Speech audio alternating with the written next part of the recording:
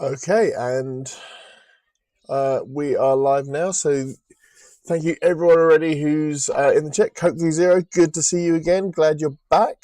So this one, I am going to continue making art assets and fun little pieces for the VOD for the live streams we do. Obviously, we did a little bit of it yesterday, and hopefully today goes as well, and we can go through a bit quicker.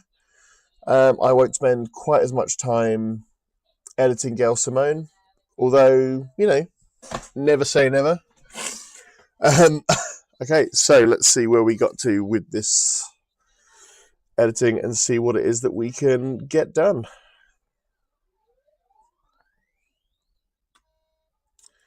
So, found a good stopping point yesterday, didn't we? So just be it when OBS just doesn't.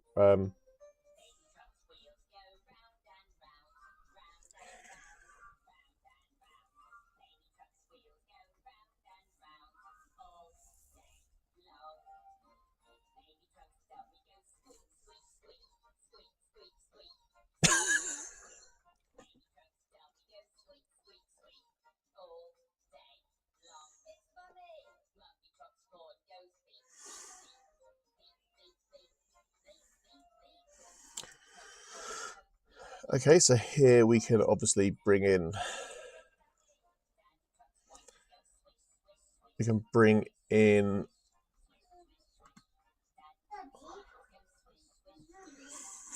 Yeah, so what I'm doing at the moment is, because we're with these streams, I want to get them up on YouTube and kind of edit them. I don't know if you've seen how they've been edited previously, but with like making new art assets and using Hero Forge based on what the players say and how we go back and forth, and even things that are said in the chat during the game streams. But what I figured, the only way for me to actually sit down and get this work done and also kind of make it fun for myself and hopefully you guys as well is to stream me going through and making the art assets. But no, honestly, it's always good to have repeat viewers like yourself.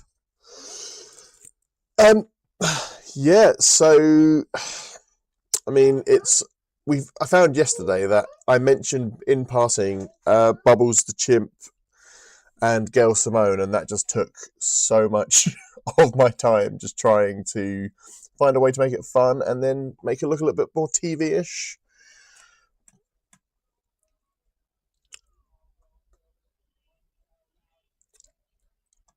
Yes, you are playing Lady Violet, so let's find a picture of the one and only.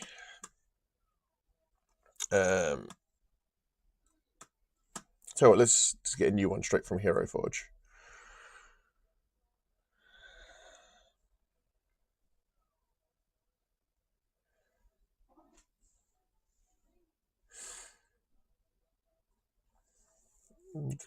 Yeah, so these are all the different tokens I have so far that I've been using.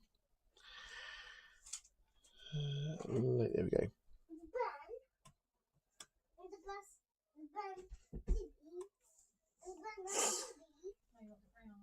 Save the changes to Dicky.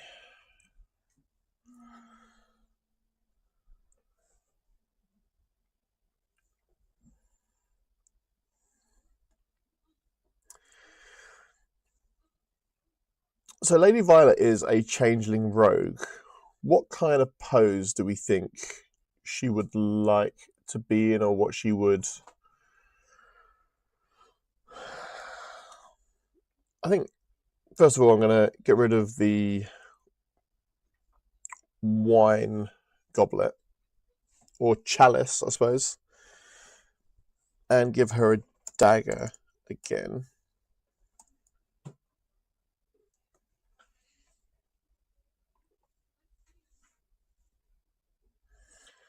And let's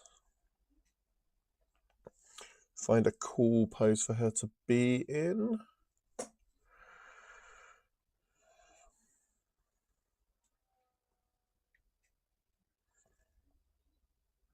Yeah, I think that's quite Lady Violet.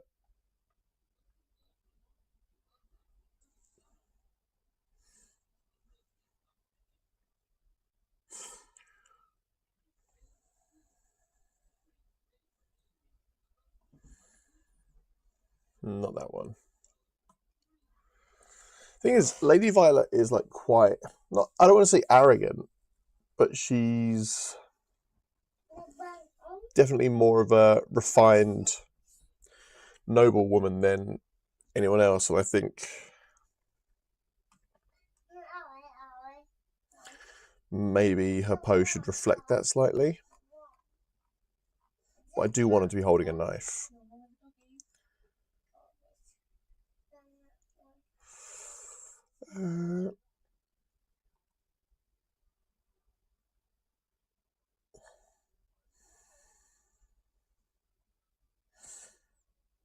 Yeah, I think this one.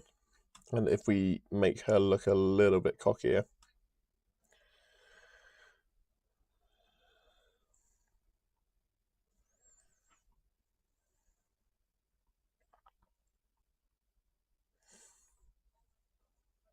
I would say that's perfect.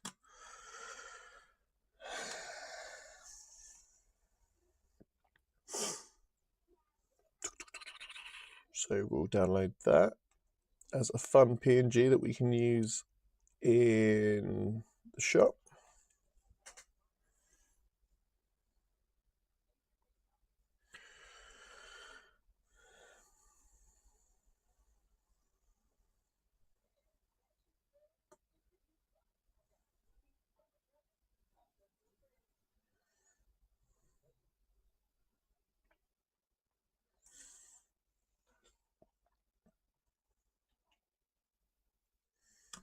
Okay, now we can drop that into here.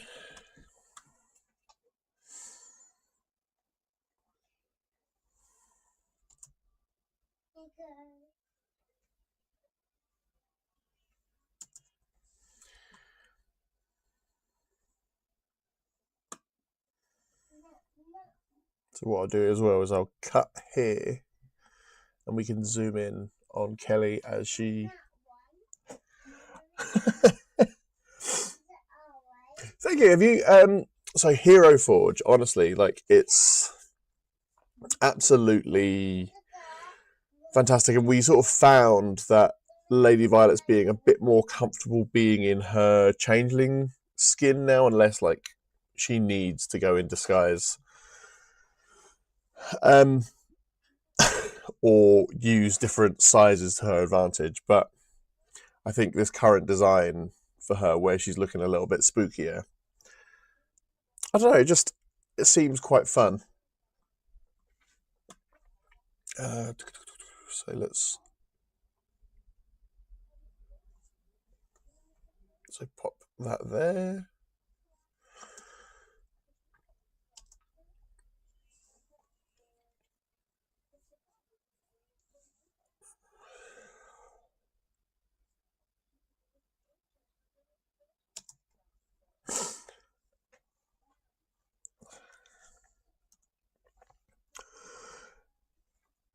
Well, it don't worry too much about having missed a few episodes, because obviously that's why we're doing this stream and we're getting it all up on YouTube. So that way, if you can't be there live, you don't need to lose any sleep and you can still join in and participate by watching the YouTube VODs later on, which admittedly I know a lot of people prefer those because it has much less technical issues because we're able to edit them out.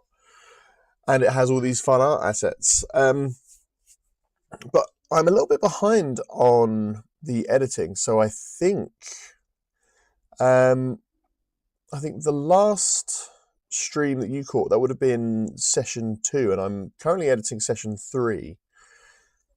So were you there when they were given their assignment to go after Black Shuck? The demon dog.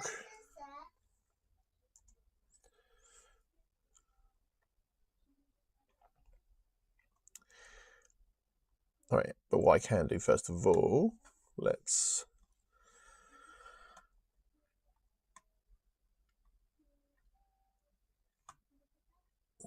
just zoom in on Kelly.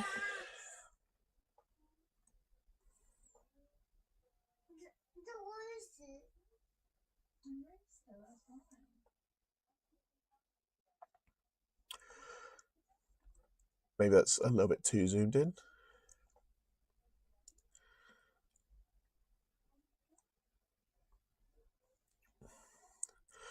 I mean, most episodes, they're kind of like it's one big story, but they all have like their own beginning, middle, and end. So even if you do miss a few, I mean, aside from the fact we start with the recap every session as well, and obviously you're in the chat and you can't remember anything, there is absolutely no problem with you asking questions, and if you're not sure about anything, just feel free to ask and join in that way. And obviously, if it's something that maybe the players don't know yet, I will just give like a little wink to camera and explain that. Or just be like, oh, well, I guess we'll find out soon. But yeah, no, so honestly, just having you at any of the streams is always an absolute pleasure. So don't feel like there's any obligation to catch us religiously, even though that's obviously great for us. But no, I think that. What do you think? That's a pretty good position for her to be in. So let's use my favorite transition, which is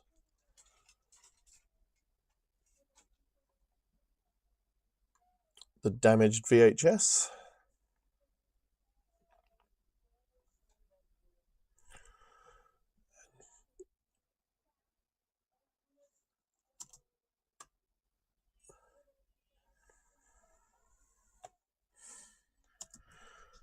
Okay, lovely. So then what I can do is copy this one here. Oops, daisy. Control X instead of... yeah, so that's fantastic. Also, I have to say, Coke Blue Zero, you have some of the best Labrador emojis. Like, are they called emojis when it's Twitch? Emotes. And the most expressive dog. So I will need you to divulge where they came from. Oh, okay. So I think that'll be the next thing for us to start doing on this. What stream is that? I can check them out and then hopefully get my hands on some of these fun emotes as well. Oh, that's the wrong one.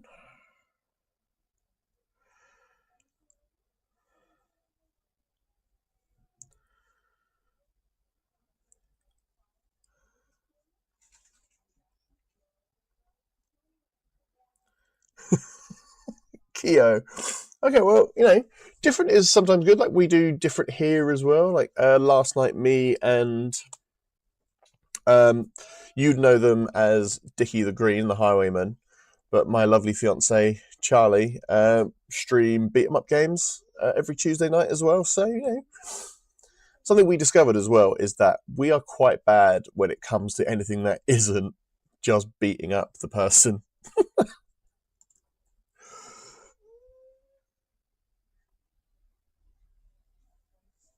So as you can see from all like the cuts and various things, that I've already done the rough cut of this, like got rid of all like the ums and ahs and any kind of technical issue. Okay, so that's obviously for Alaris, but I can change that to be for Lady Violet.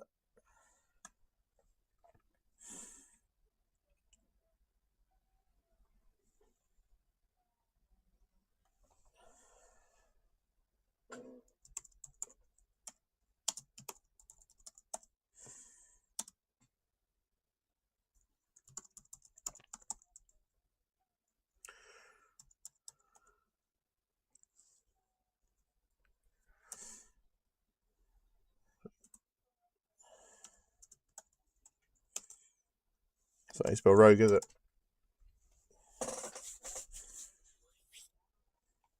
Okay, let's see how that looks.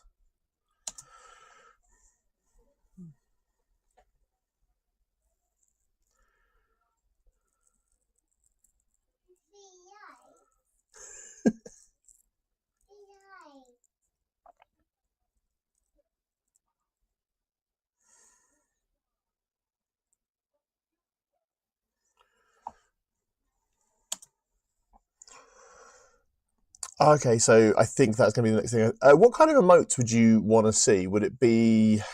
Because what I'm thinking is having like character tokens, but in like various different expressions. For example, we could make an emote of Dickie doing his pocket sand attack. And what about Nicholas getting hit in the face by Carnane's toy dog that he made? I think would be quite a good one. There should definitely be a hot takes. Oh, it should be a hot take one as well. And Ask Jeeves. And Ask Jeeves, yeah. Sorry, I've got Charlie sat over here who's... But that's a big yes on the pocket sand emote. Pocket sand emotes would be goated. They absolutely would be goated. And I'll just have to ask Jeeves how you make emotes.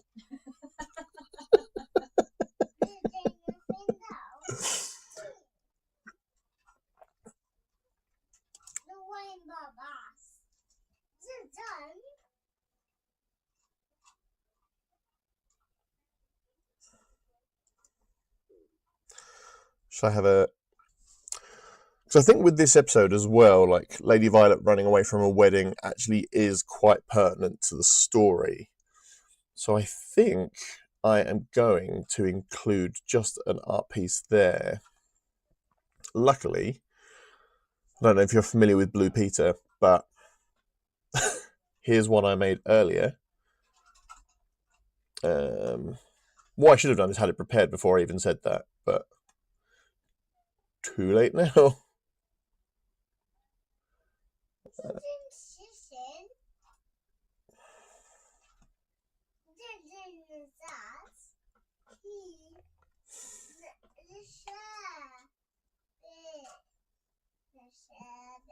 And move that.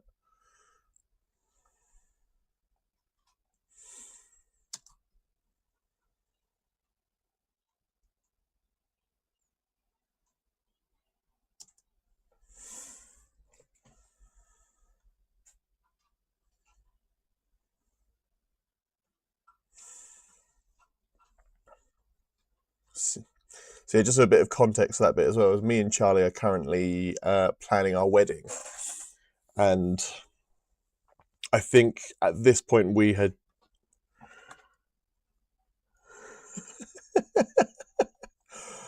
honestly, it is so good to have you here and say things like that. I'm really glad that you enjoy watching our chicanery and kind of us just being idiots for 4 hours at a time. But honestly, please don't deprive yourself of sleep.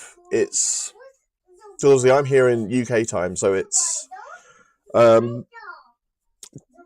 20 to midday here. But if you need to sleep, I mean, obviously, I don't want to be like the little demon that says.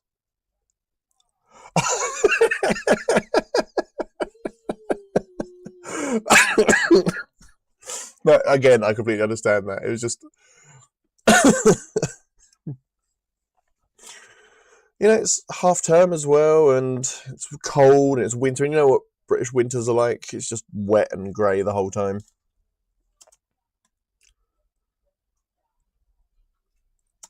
Okay, so let's transition in there, and then maybe I can do a slow zoom. So, dissolve. Let's go for the film dissolve because I think it looks a little bit grainier and horrible.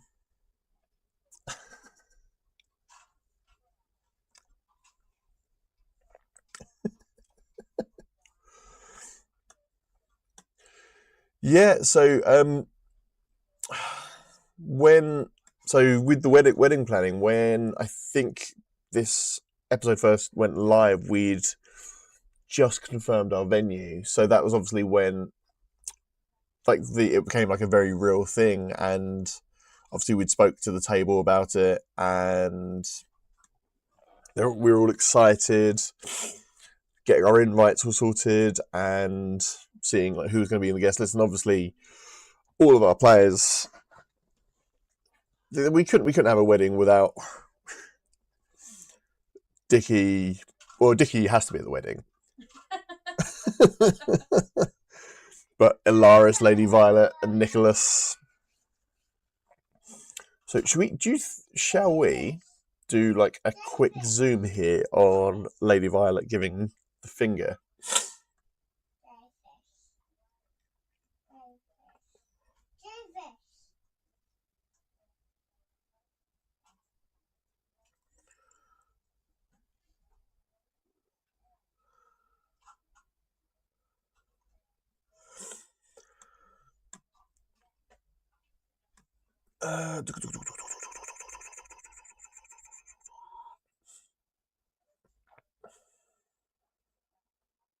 And then if we scale it,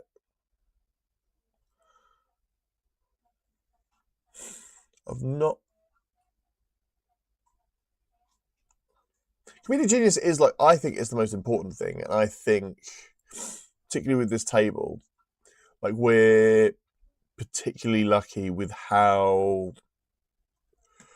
witty and how just naturally funny everyone is. But they're all like completely different kinds of funny as well. So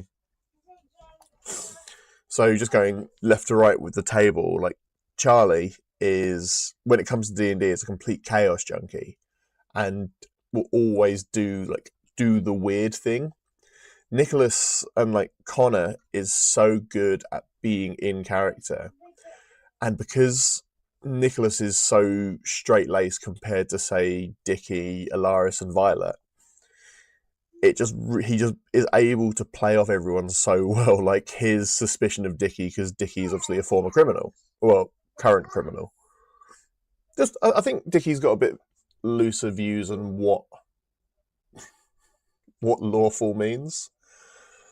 And then Kelly is super dry with everything that she says, and like she can say something that sounds really friendly, but you know from context it's just her absolutely destroying whoever she's talking to. And Ollie just has sentences that are just hilarious on their own. It's, if there's like two words that would sound funny being put together, I think Ollie is the master at that. So obviously they've all got to be at the wedding. I mean, like I said, Dickie has to be at the wedding, because without Dickie there is no wedding. It'll just be me stood in a castle on my own, wondering what I'm doing there. Why does it cost me so much to come here and stand here for an hour or so? All right, should we see how this looks?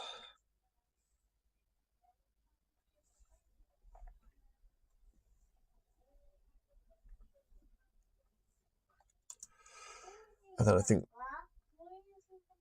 there,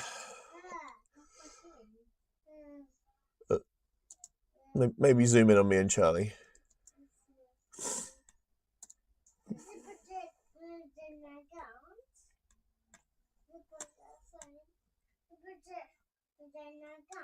Oopsie daisy.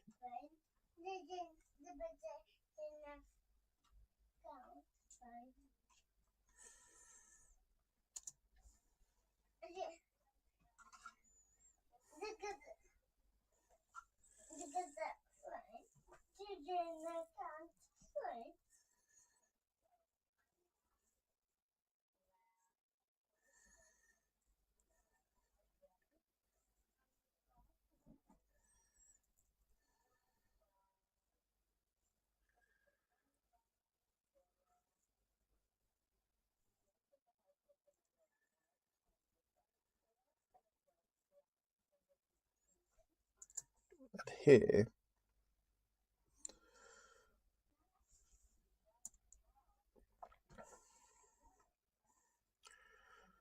if I cut this, because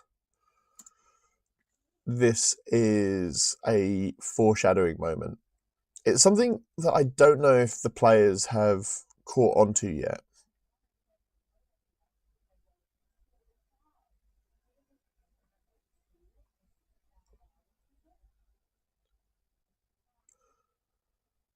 Oh, that's not foreshadowing, that's foraging. There we go.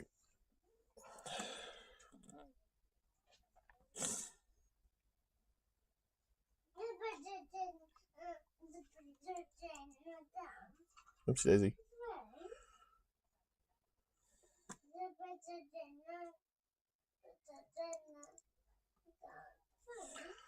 But yeah, I don't know if it's something that the players have caught onto yet.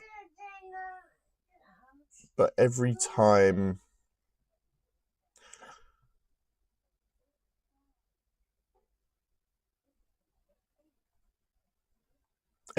with the questions I ask at the beginning, sorry, I'm losing my words just now. They're always something that I hope becomes pertinent to the story later on. How do I... That didn't work. Boo.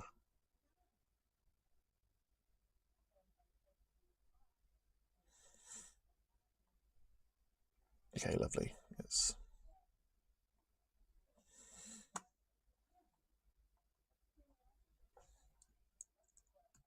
There we go. Now let's try and copy and paste that.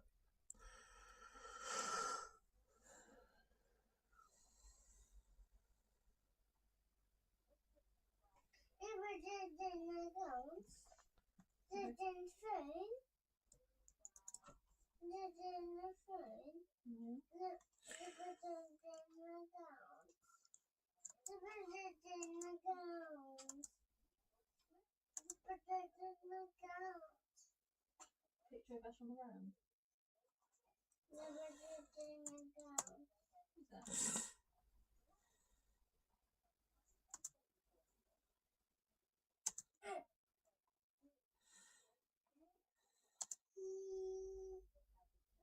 That's the bit I need.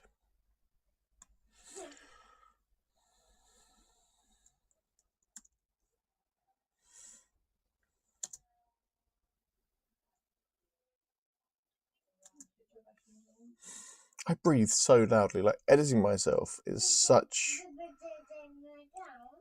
a task. Because I realise like how many stops and starts I do and how loud I breathe. I think it partly is the microphone I was using. I had it turned a little bit too high for this recording. But you know, we have to make do with what we've got.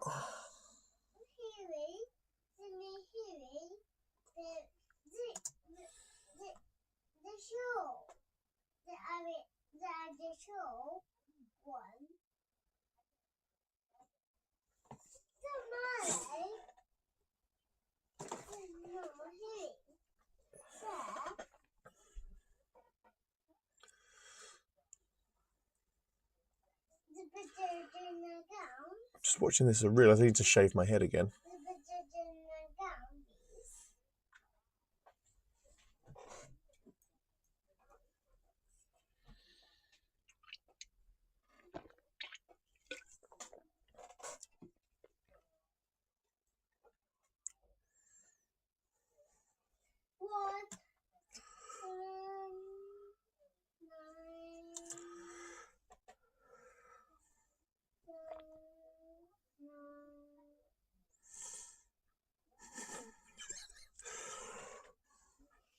Okay, what if, and this bit, I zoom in on Kelly and then play the X-Files sting.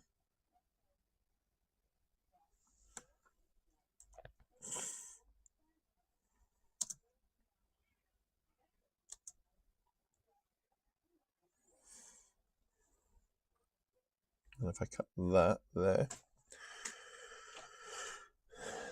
then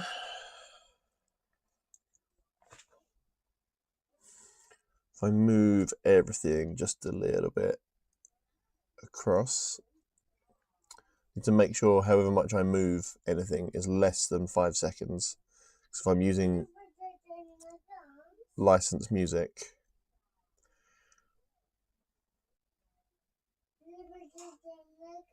If I'm using licensed music, YouTube basically just like, nope, because I had it. It was weird that it wouldn't let me play the Full House theme, but a couple of episodes ago, Ilaris talks about the thorn that's attached to a rose.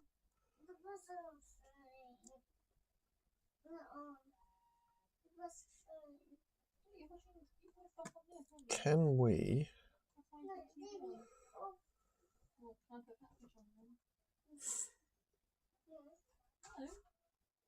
Yeah, let's copy this, and then I can just move it.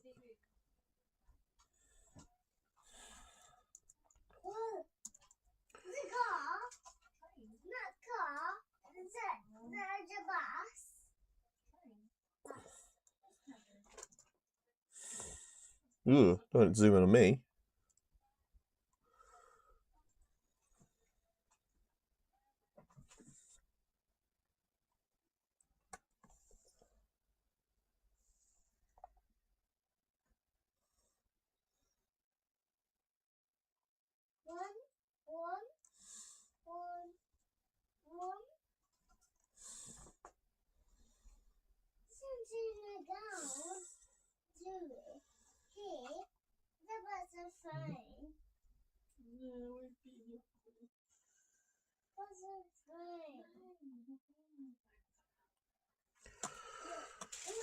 Right.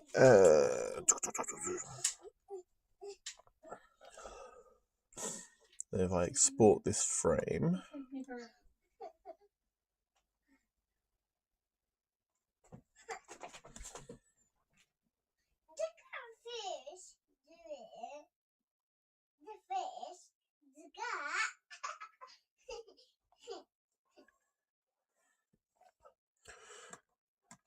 hey, where can I download the X-Files theme?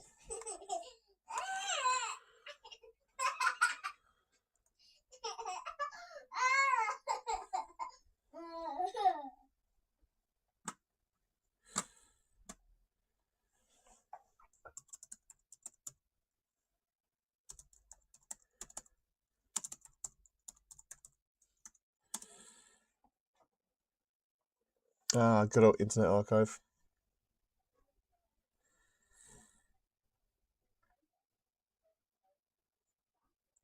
Okay, so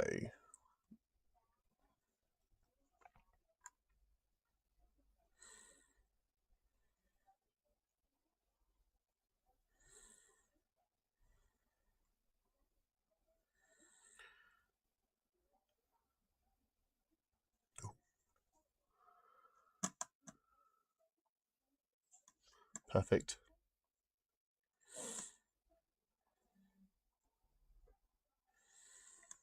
So if I download that, pop that in the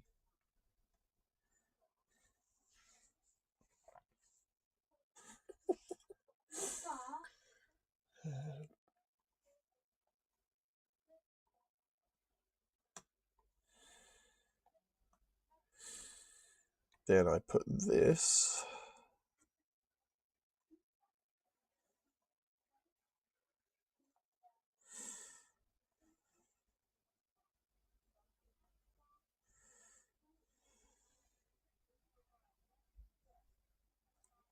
There.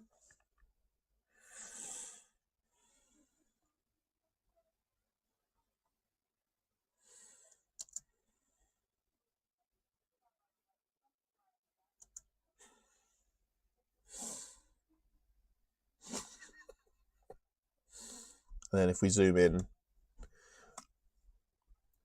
on Kelly as the music plays,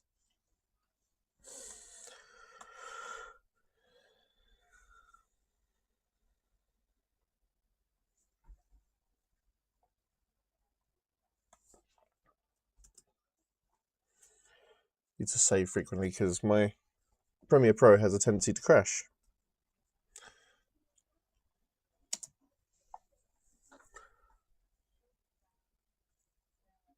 Ooh, what happened there?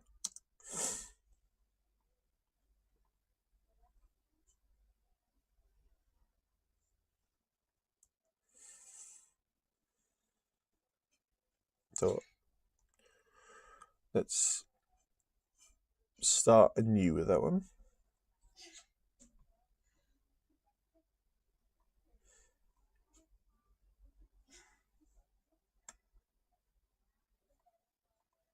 It's because I didn't set a timer for the position as well.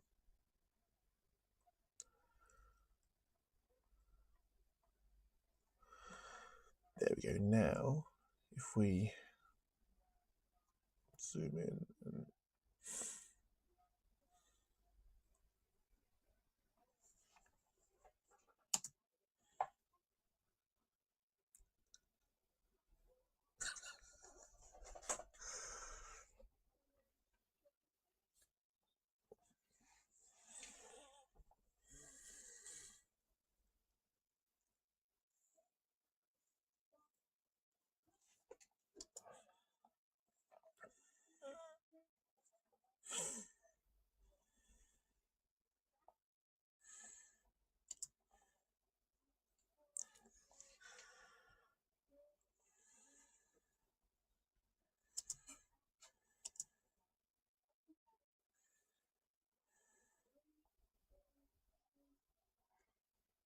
right, so actually I'm going to edit this bit down a little bit.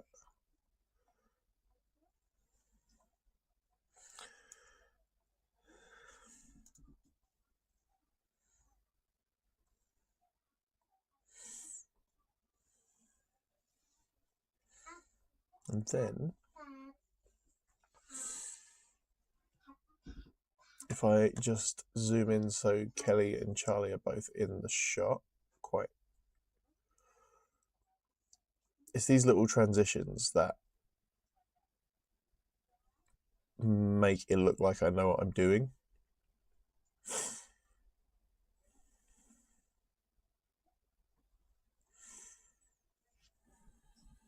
Okay, let's just see how this whole thing, how it reads.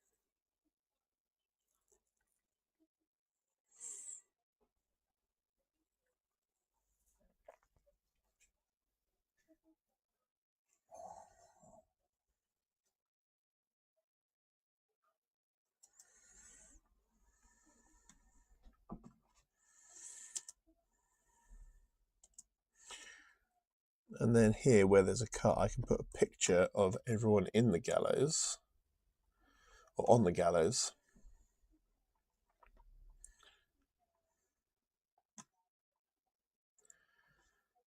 Just again, to help. Why am I...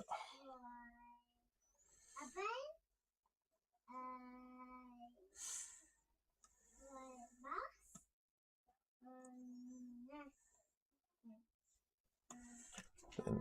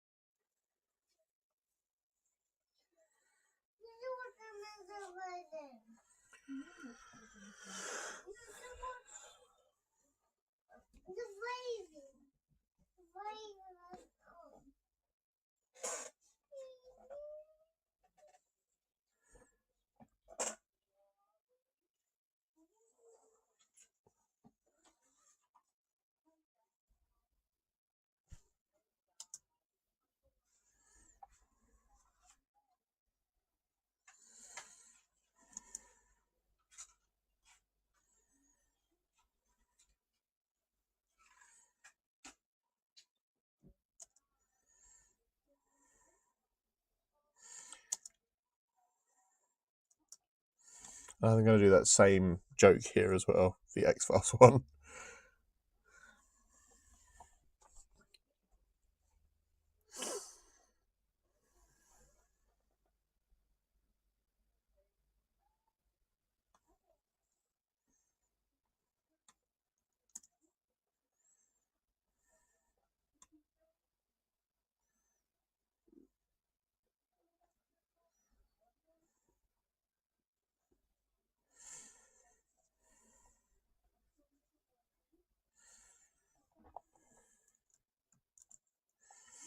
Copy and paste. Honestly, the thought of having to do this kind of editing, like using actual film, like shout out to Kathleen Kennedy, who not only edited the original Star Wars by hand, but turned it into a cohesive story. Like, I'm struggling, and this is just a story that I wrote using modern digital stuff. I sound so old when I say modern. Okay, now let's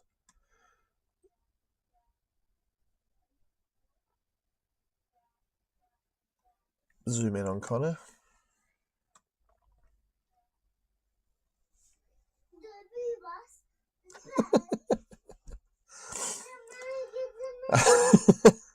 But I think the shorter clips, like, they are somehow harder, because when it's a bit longer, you've got a bit more leeway for it to not be perfect. But with a 15-second clip, everything has to be like super tight, and like there can be like no fluff there. So I personally think that you are doing God's work.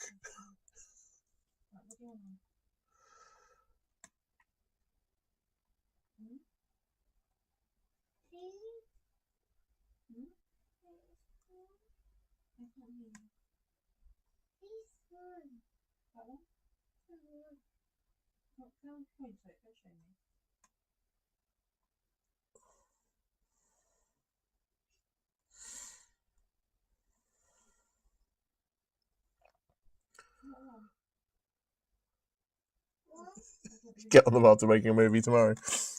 You should. I mean, I don't know how familiar you are with trauma films, but in the words of Uncle Lloyd Kaufman, make your own damn movie. And that's the man who invented the Toxic Avenger. So, also, Charlie and I met Lloyd Kaufman. Sorry, a bit of a tangent here, but we met him about a month or so ago. And he is just super nice. Like, you wouldn't know that he had made some of the goriest, most disgusting films I'd ever seen in my life.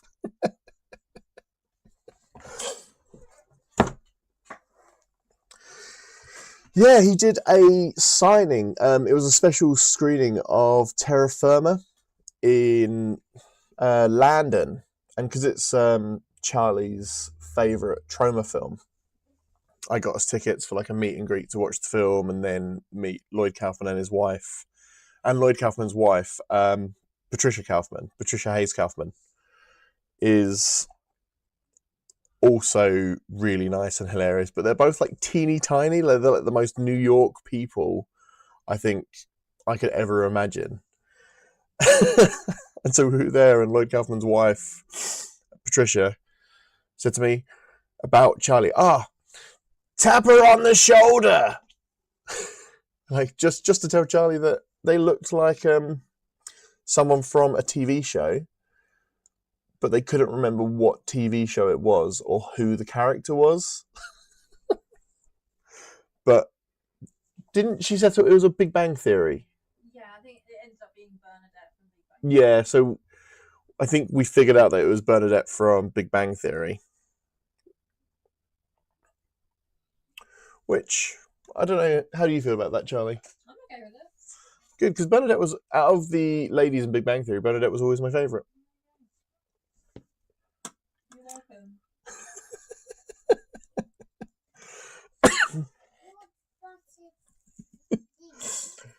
Who is your favourite in Big Bang Theory? That's the real question. Are you Team Bernadette?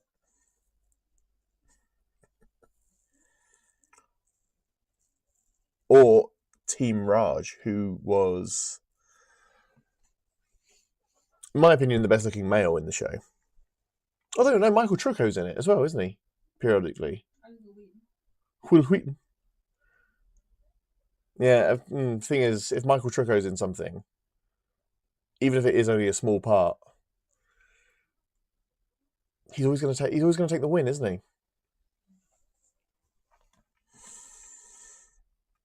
Okay, so let's export this frame of Connor.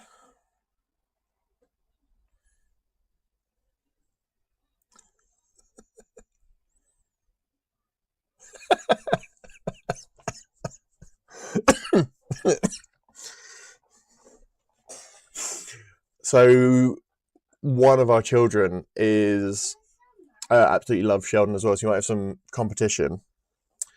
So watched all of young Sheldon as well, and he did watch all of young Sheldon, didn't he? Yeah. So just off camera, me getting fact checking from my darling fiance. Check.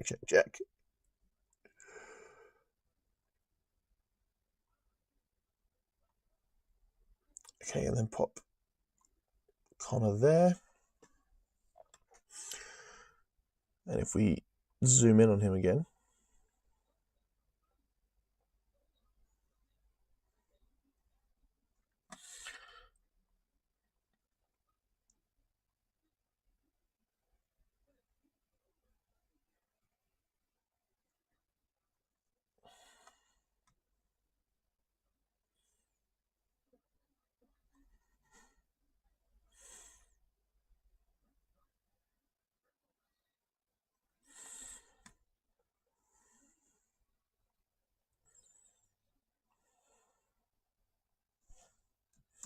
Honestly, without copy and paste, I would dislike doing this even more. But luckily, I don't have to live in a world where I have to do everything by hand all the time. What have I just done? Made it super loud. Don't want that.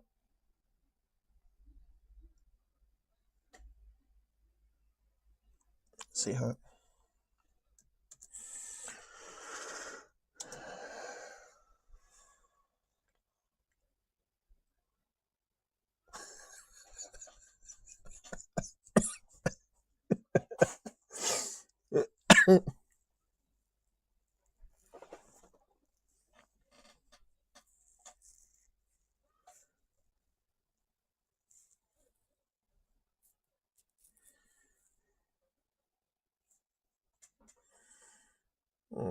Little baby Connor. Yeah, I felt like if you just freeze and zoom in on someone when they say something, and if you just put like a tiny little sting of music, it makes. You don't even have to think of like a real joke. If you put the X-Files theme over anyone and zoom in on them, it's like, you know, those Netflix.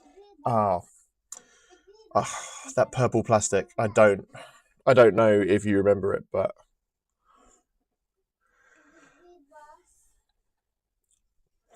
so I'm thinking of making like magical. The one Batman sound effect. I'm trying to think what a sound effect that is. Is it the from the animated series? The do do do do.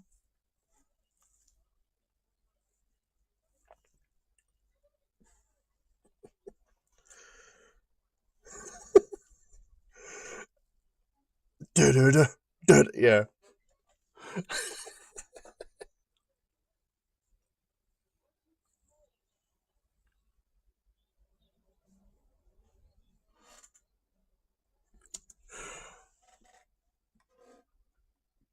Oh, it's frozen. So yeah, I think as a reward, because there is so in the stream there is quite a big boss coming up, and I think their reward should be like armor and weapons and stuff, but it should all be made from that clear plastic from like the late 90s, early 2000s.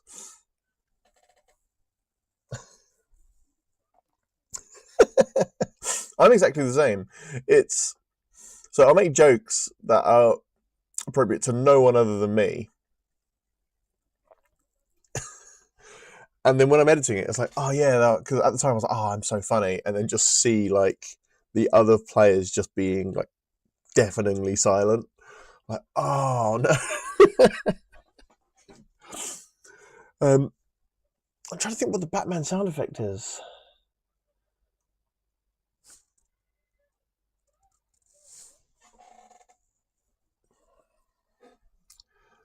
I know, like so quite frequently I will reference Ask Jeeves, like the search engine from 25 years ago.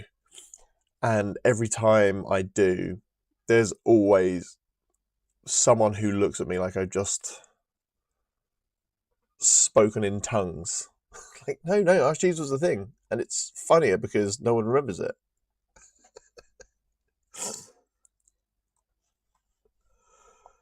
Right.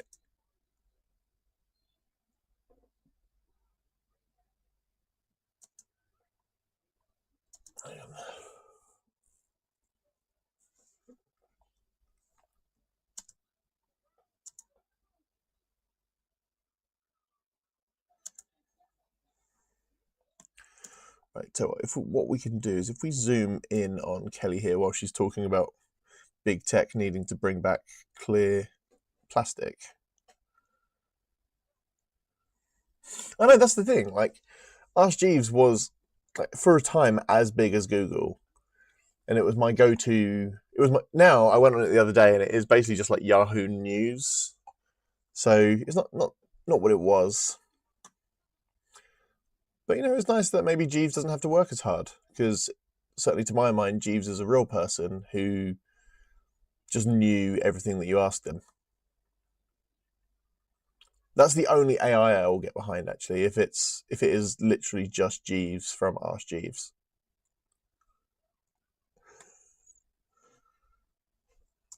Let's see how that looks.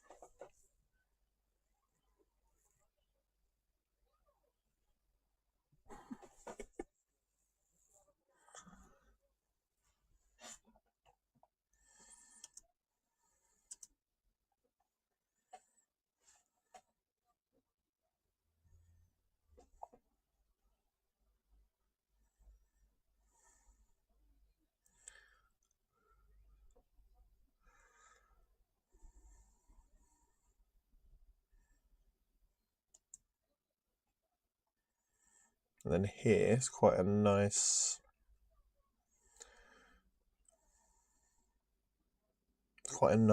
transition there where I can zoom in on Connor as he describes the lovely Nicholas, who I don't think has a surname. How long is that clip?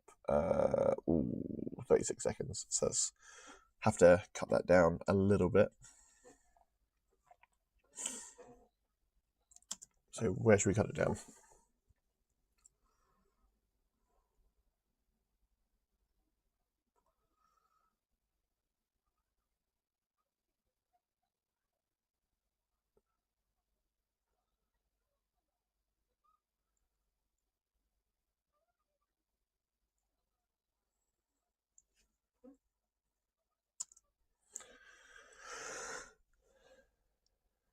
So to what? Let's cut it here.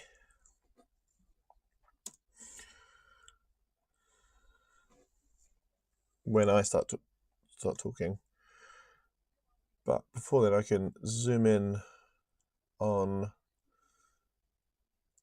the beautiful and, dare I say, effervescent Connor Young. It's cool as well because his surname is Young and he's the youngest member of like the party. So it's like you got to live up to what your name is. Not effervescent again. What? So I tried doing it again the other day, like using 2 random words, but I think about halfway through I forgot what words I'd said, so I need to write them down ahead of time and make sure I know what they mean. But again, I think it's slightly funnier if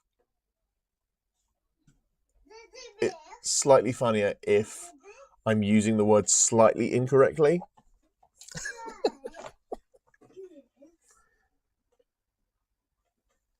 Excuse me, just scratching like a bear there. All right, now let's find a nice new token of Connor. So heroes.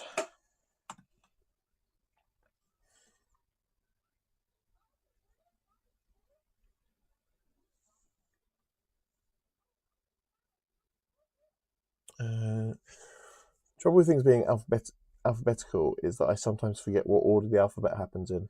LMN, here we go. Nearly there.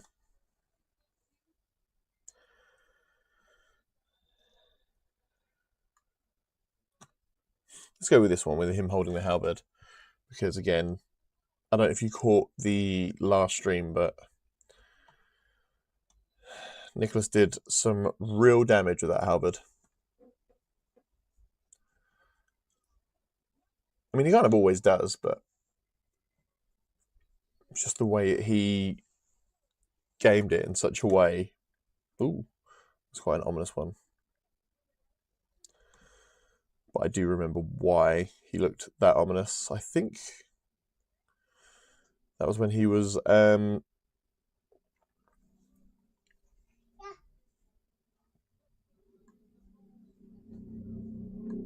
so Connor said it's like really important that Nicholas looks as friendly as possible whenever he can, because that's just what he's trying to do.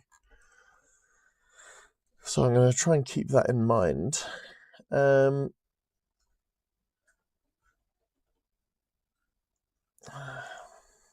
know, this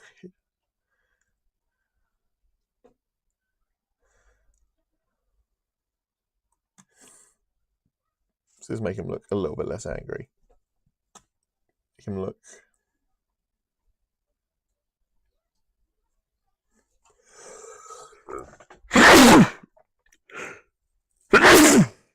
Sorry, excuse me. How rude.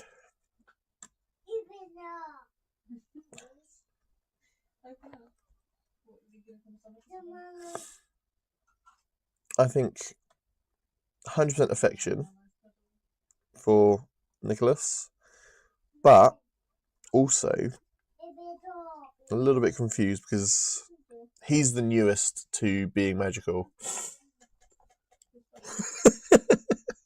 That's the thing. It's like I think Nicholas is like one of those super interesting characters that where he is so powerful and does have like such a sordid history, him being friendly like every time, he'll always avoid like killing someone, but sometimes in battle like there's no other option. And every time he does, he gives them like a proper burial. And I imagine it's like Ash in Evil Dead when he puts like the crosses on them, but just to kind of keep himself as like nice a person as he possibly can. So yeah, I think Nicholas there being a sweet baby angel, but still holding his halberd.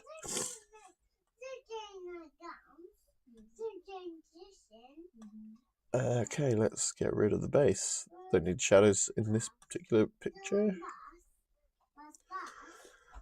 Do.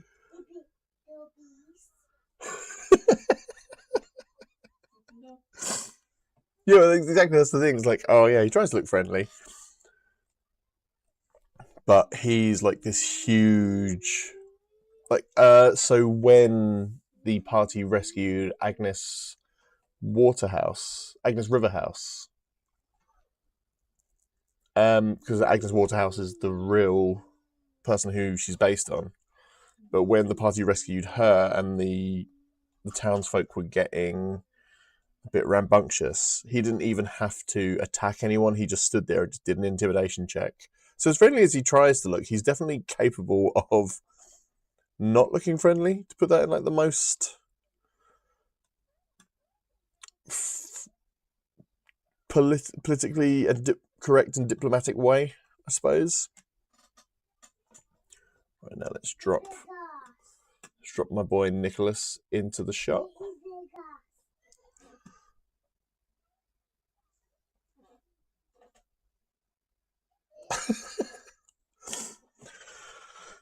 See, I don't know. I think it would be so. He always greets everyone with like an open hand, and there's just something about a gentle giant that I think is like the most endearing thing in the world.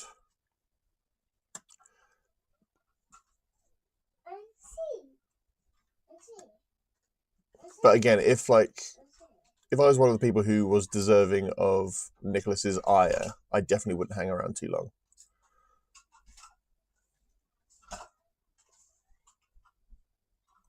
Okay, so let's get old faithful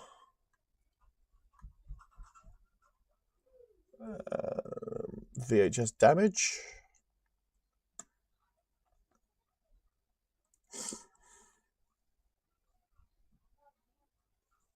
Yeah, that's the thing. It's like if things are about to kick off. Although I don't. I'm trying to think which member of the party I would be most worried about.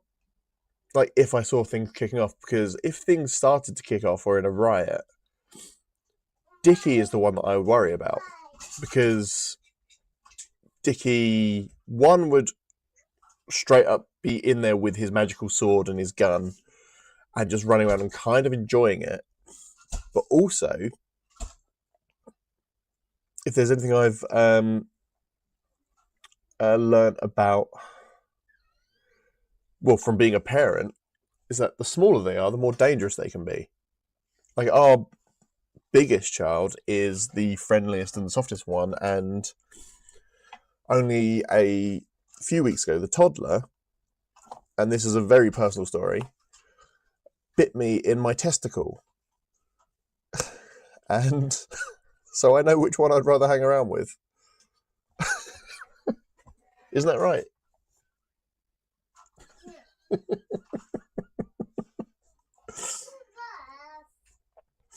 Yeah, see, it's so he's like the perfect, like he comes up to like exactly crotch height, and he went through a bit of a biting phase a few weeks ago that whenever he was frustrated, he would just clamp his teeth on something.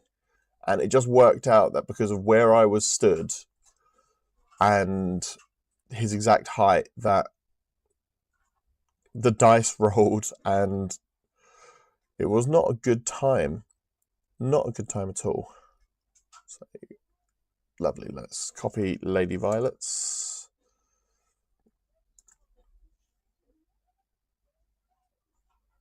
And then obviously all I need to do is change what the text says.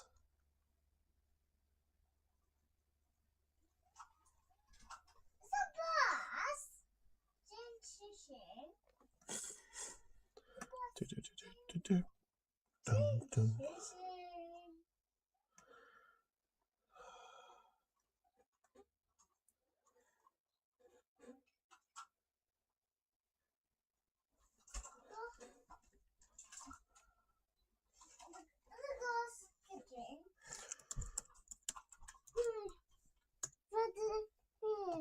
You alright, buddy?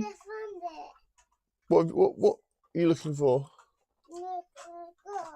Your bus?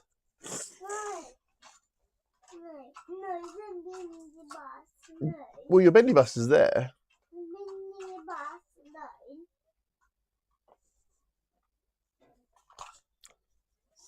High five.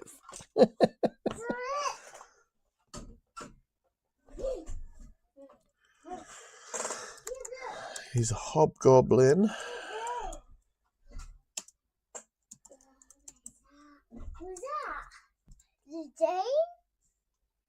That is a train. That's really cool.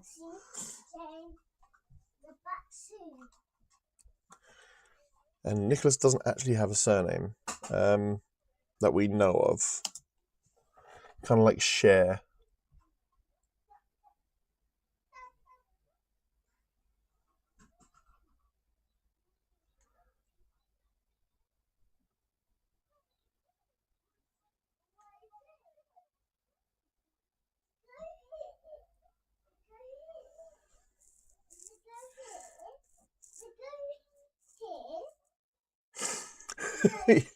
Nicholas squared.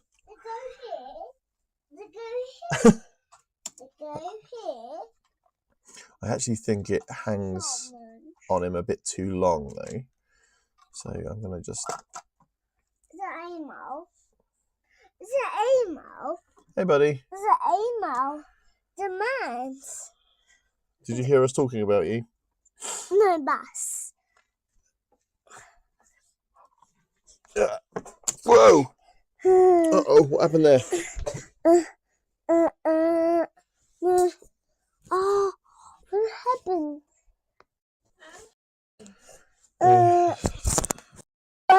You heard me talk.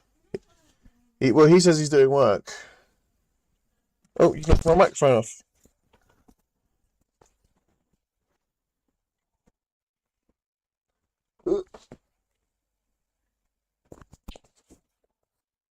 Yeah, Ash, don't touch anything, please. What did that? Hello. Yeah, the shark is here. Let's see. Okay, do you want to Mama, go?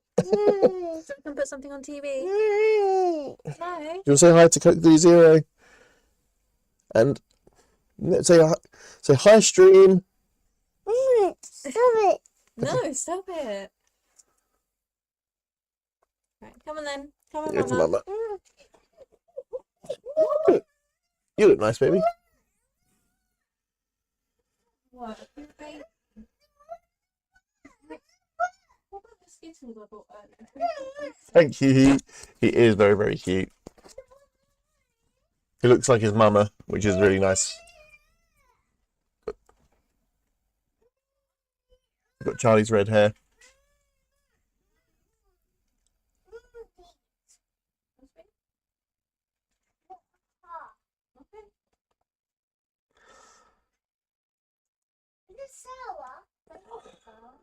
Let's see, there's a.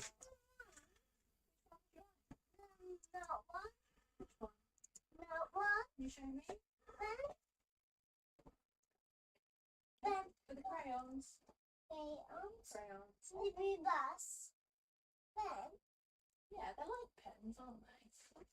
But they don't have ink, they have wax. So here I need to put like a picture or something. Maybe of the party.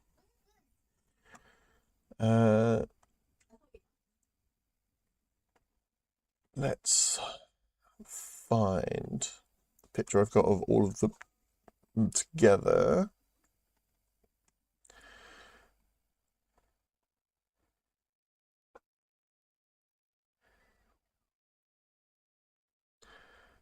So what I'm going to do for whenever I'm not using Hero Forge in like the bottom left, I'm just gonna have a picture of Dickie doing pocket sand.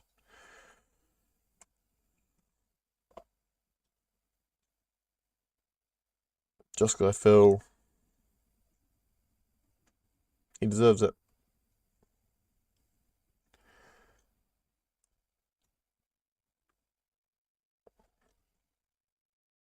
There we go. Zoom in.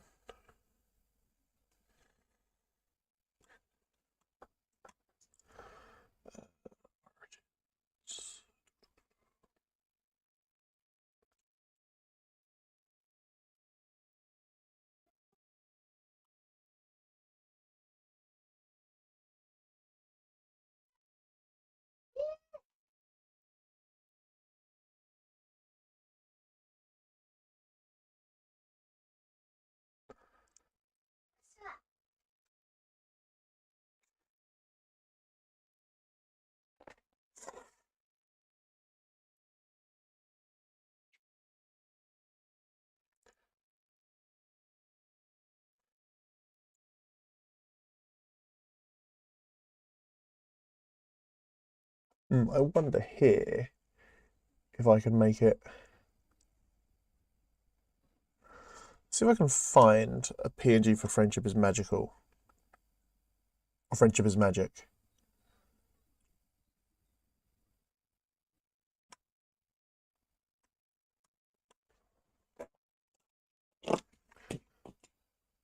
He's left.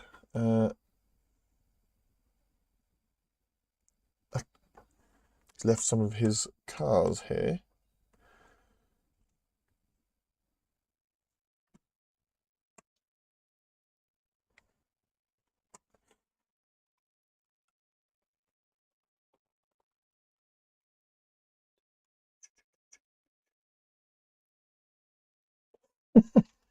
Yeah, I believe in toddler culture, being left a miniature toy train is the highest form of respect that they can ever give you.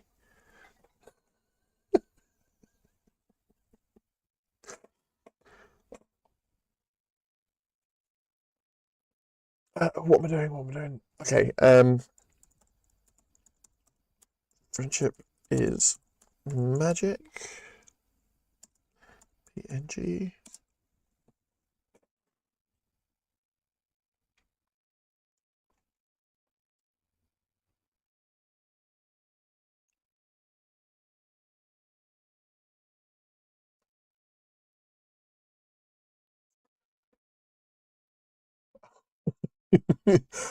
Welcome to the chat, Killer7 Gamer. Nice to have you here. So we're currently just going through old streams and editing them and making art assets and chatting as we do. It's obviously great to have you here as well. But yeah, Scope 30 is it's like, is it How I Met Your Mother, where he gives him a coin? It's like, look, hold on to this for me, and then I will come. Yeah, perfect. This is what I need.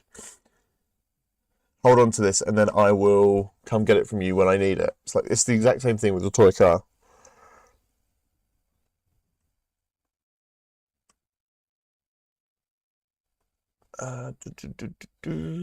Open image in new tab.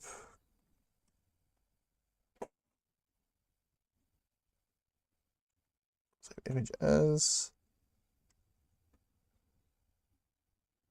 Oh, cool.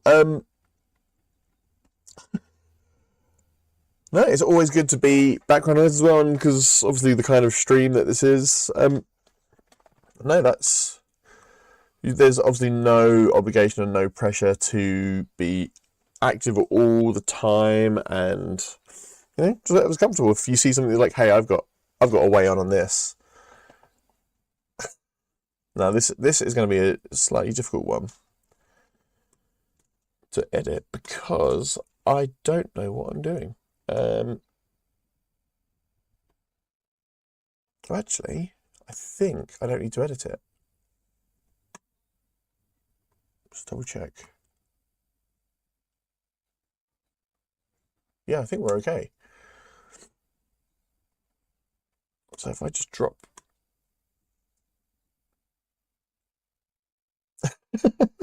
There's no such thing as being too nosy. It's knowing the entire world around you is a super important survival aspect, and think of like some of the coolest characters in all of literature. My personal favourite being Sherlock Holmes. No one called him too nosy. He was just doing what he did. Okay, so lovely. We've got a Friendship is Magic PNG. You're very aware of your surroundings. Okay, let's...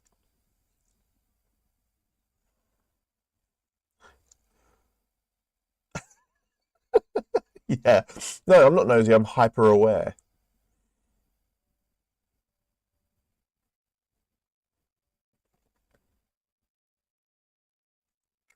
I think I can probably get like quite a cool wipe going on that, and that should make things a bit easier for me. Let's have a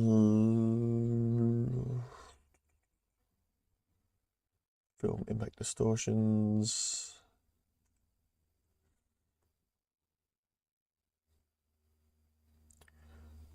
Okay, let's see what we've got. Oh, here we go.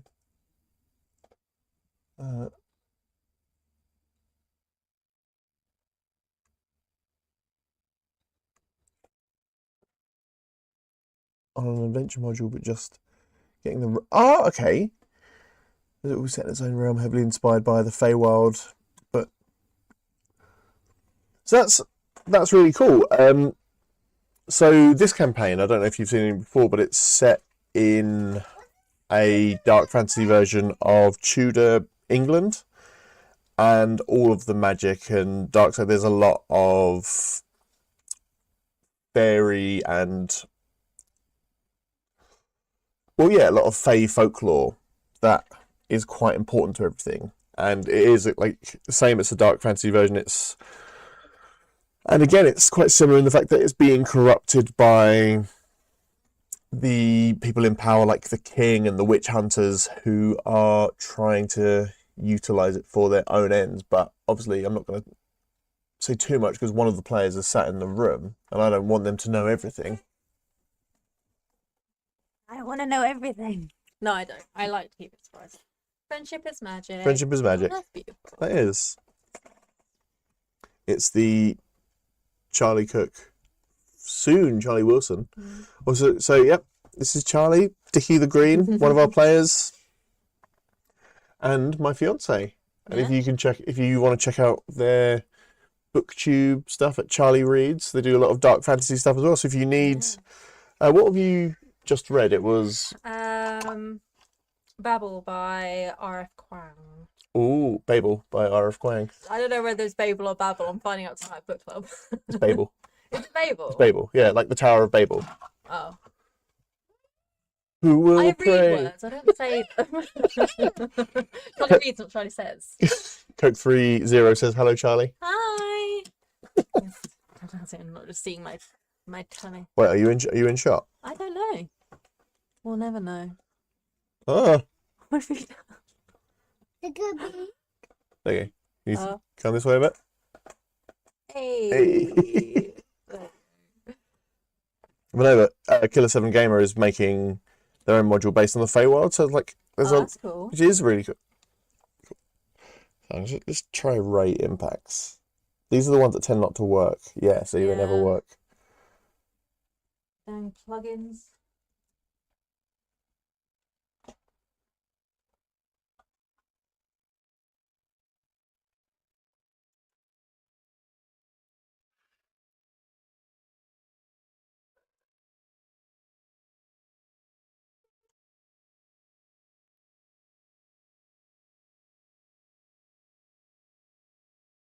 Okay, so that's a good point for it to jump in. Actually, I'll extend it a bit further on this side, and then I can do a dissolve on both of them.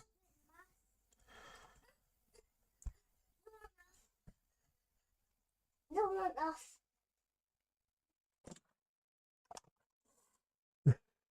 The gubby? Oh, are you leaving the cars here again? No, the these cars. No, no.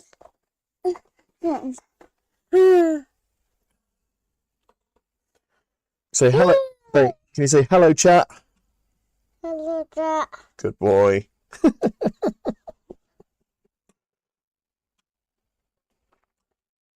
So, Killer 7 Gamer. So, where it's inspired by. Hello, child. Where it's inspired by the Feywild, but it's more corrupted. Like, is it similar, or is there any similarities to? Okay, if you go play with your cars, then.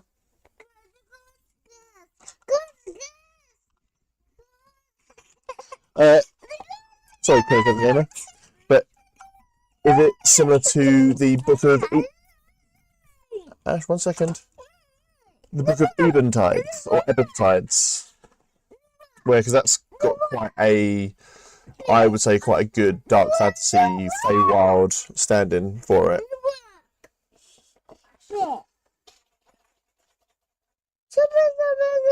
Okay, film impact.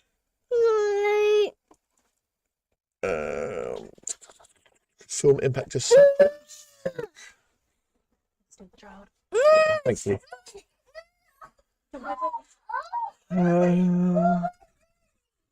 What I really want is a wipe.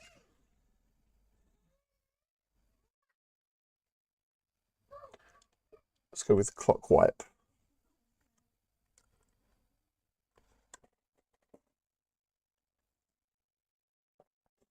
Concept is Petals of Blood, name of campaign. Ah, cool. A dark fantasy D&D campaign starting in the Waterty of Damak, where people disappear and reality begins to thin. The story moves into the Sanguine Bloom. Ooh, that's a really cool name for it as well. Reimagined as a corrupted horror-themed realm ruled by Bloom sovereign named Mirror. The campaign focuses on horror, exploration, combat, roleplay, and puzzle ending with the players trapped in the realm and forced to kill Mirror to escape. Oh, cool! So it's almost like a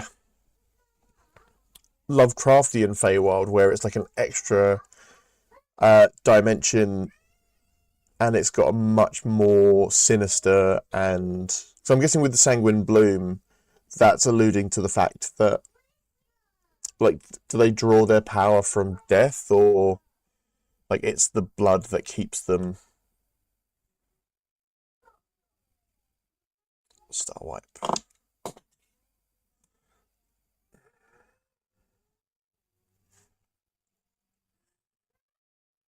And Coke 30, you can read as much fantasy books. So there you go, it's just a nice, simple one. Fantasy, because I tend not to read a huge amount of fantasy because of well, it kind of being a little bit too much like work. But the old pulp stories, particularly for the kind of games that I run, I think they probably serve more as inspiration. Like, so Robert E. Howard's. So this campaign is based quite a lot on the stories of Solomon Kane, where he's like a Puritan witch hunter, much like Nicholas, but is finding that there is much older magics than he, but obviously it's a bit more fun than that. But Blood Sovereign is my version of an arch. Oh, cool! So you've got a. So is one of the players a warlock who is going to maybe their loyalties is going to be questionable, should we say?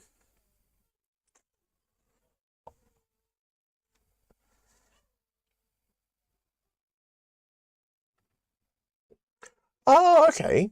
So in a way, it's almost like a more bastardized version of what does happen, where I can't read. To Kill a Mockingbird is such a beautiful book. Like, I read that many moons ago and started doing a law degree because of that book. And it is such an important piece of work. But radial wipe. Here we go.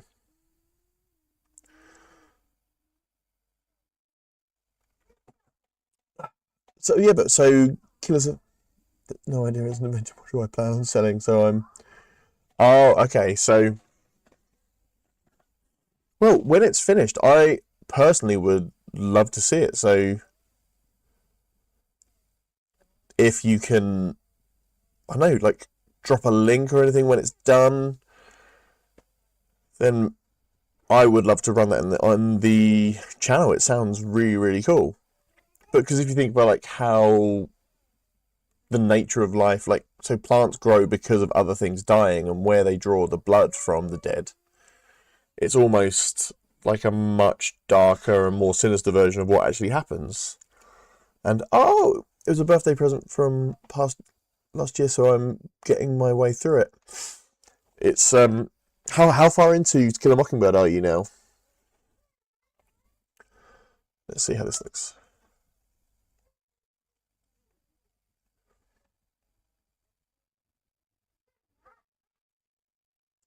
Can I slow that down a little bit?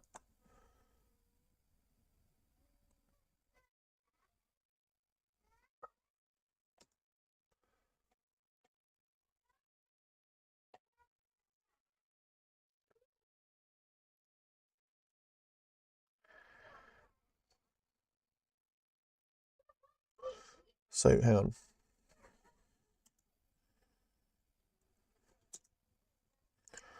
So what I need to do here, I think, is where it says friendships.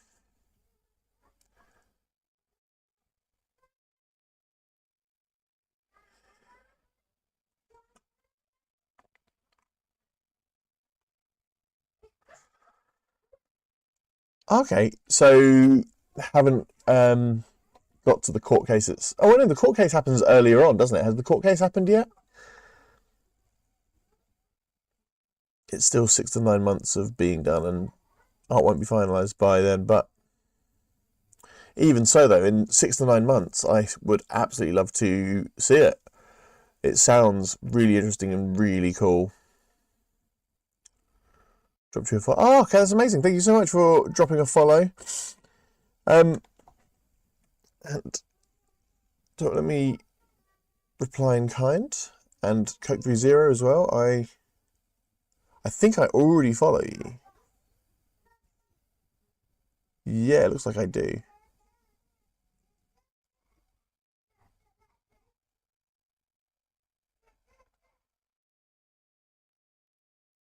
Oh, okay. So yeah, the court. Okay, so the court case is. I mean, I won't spoil anything if you've not read it before, but it is so good, and just the whole story being told from the point of view of Scout as well. Like, because obviously children are much more innocent with how they view the world, and I think it's the only a story that a child can tell. If that makes any sense at all.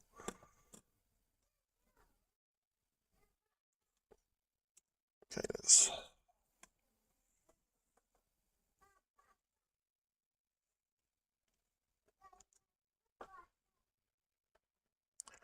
If I do a film dissolve in there.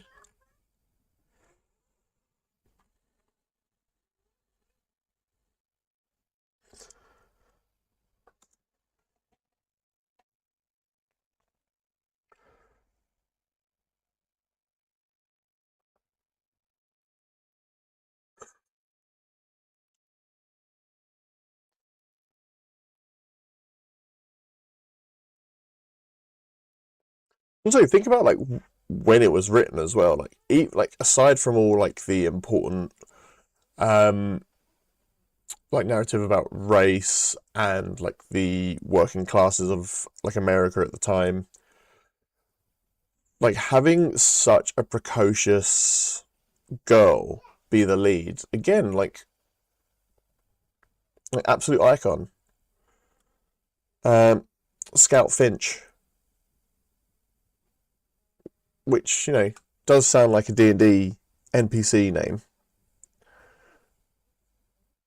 I'll write it down. I'll see if there can be a Scout Finch somewhere. Video effects. Let's see if I can generate a lens flare. on the...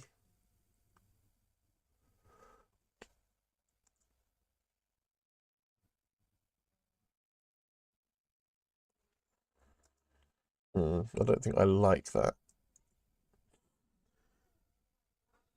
Uh,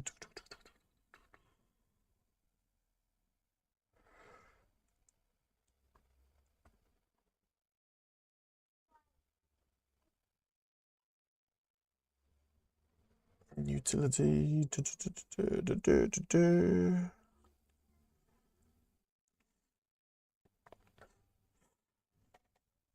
So I think originally I had to read it when I was in school.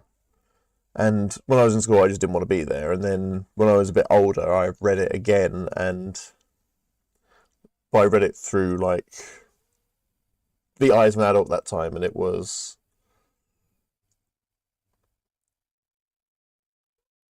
so lovely. But yeah, so with this, The Friendship is Magic, I want to put like some kind of twinkle or sparkle on it. What do we think? Is that something I can do?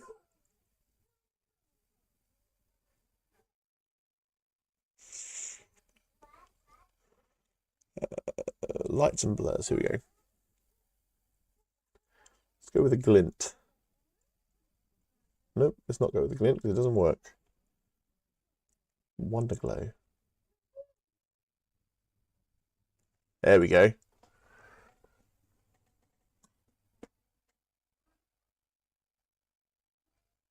One more cool name I liked. The species name. Yeah, I think because again, it's like it has that ominous and like where they use the word like sanguine as well. It's almost like leaning into like a vampiric kind of idea.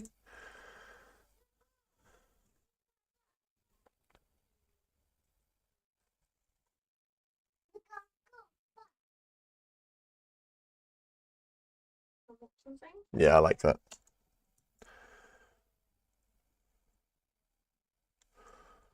Although, would it be?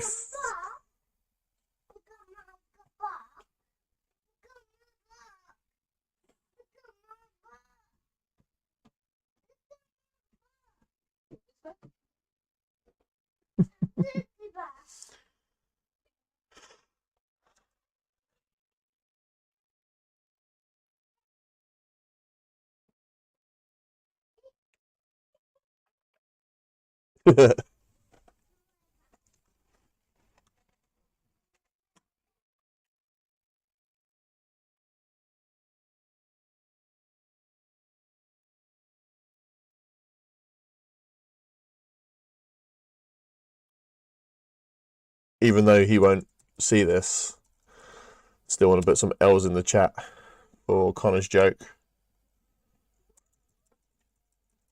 It's alright. I'm correcting it for him.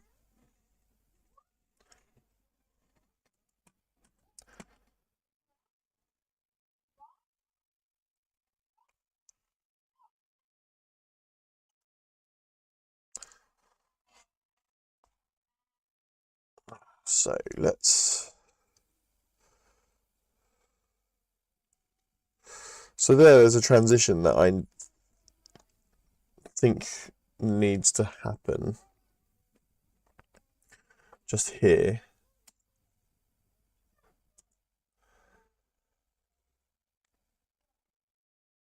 Do I already have a picture of them escaping? Or a picture of them all together? Let's have a look. Or do we need to make a new one? Da, da, da.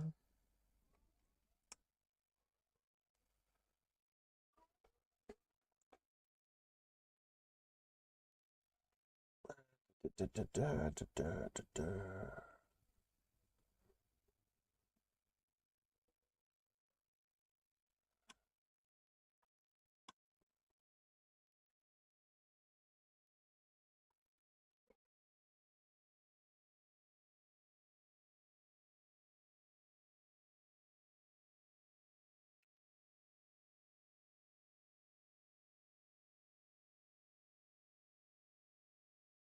So I'll use this one, the town hanging. And then I can zoom out this time.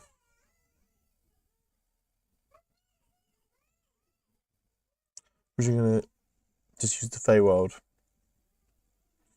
Yeah, so that's something I find quite a lot when it's why I, instead of like trying to find things that were close enough to what I wanted, let's zoom in on Nicholas here because he's the goat right now, and then just zoom out to reveal the party. But no, where I found there was like so many things that like were a little bit too rigid or weren't quite the amount of stuff that you end up changing and tinkering, it kind of works out that it just becomes a lot easier to make your own from scratch. I mean, as much from scratch. So this world, for example, it's based very heavily on real history and real folklore. So, I mean, I don't have to look too far for inspiration. Which, you know, is, again, it's good being lazy and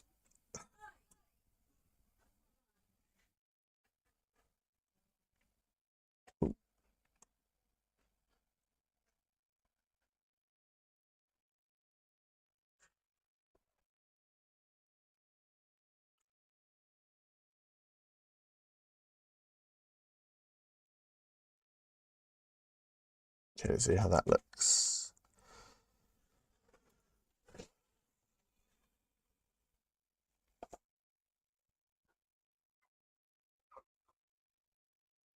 Yeah, quite happy with that.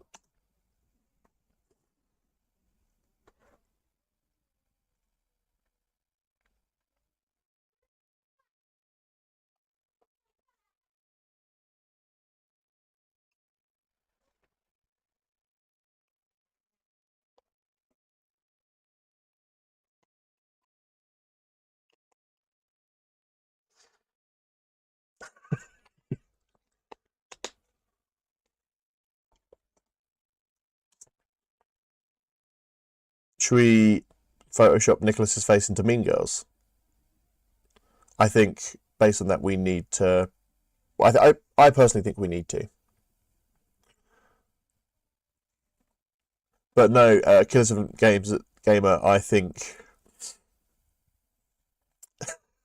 having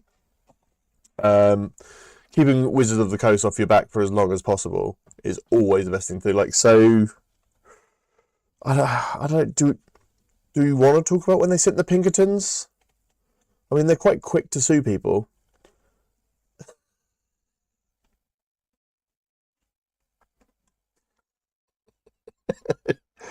Yeah, exactly. It's but no, it's completely necessary. So let's find a good picture from Mean Girls.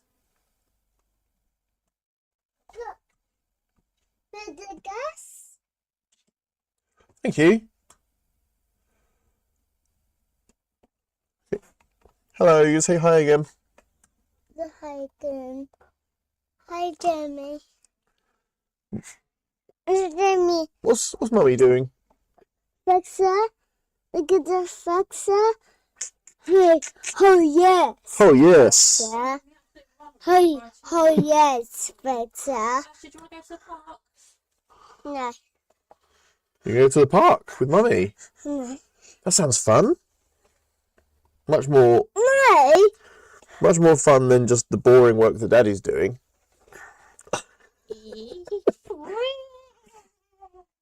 Let's go get our shoes on. Ooh. So let's find a picture from Mean Girls.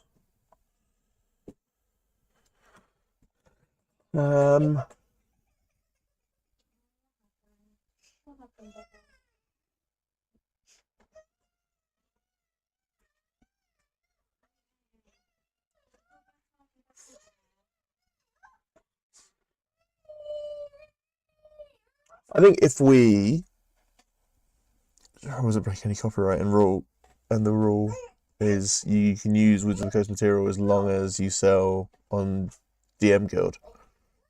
Oh, okay. I actually didn't know that. So that's, so I was thinking about like turning some of these campaigns that we do here into modules as well, but I just wasn't sure how to distribute it. But no, that's actually very helpful. I mean, if the land of Britannia were to get its own module, would people be interested in that? Like, do we think, or?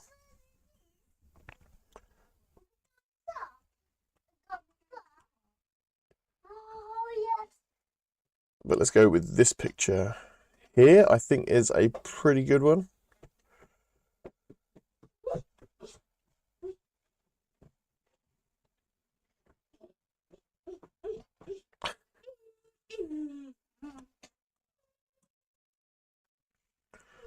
Save. Okay, now.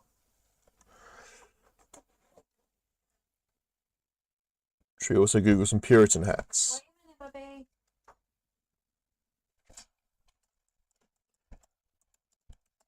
Bobby. Oh, you need Perfect. your backpack, don't you? Backpack, that's right. So I think if Charlie, what's Lindsay Lohan's character called in Mean Girls? Katie. Katie. C-A-D-Y. Katie. So I think Katie is Nicholas.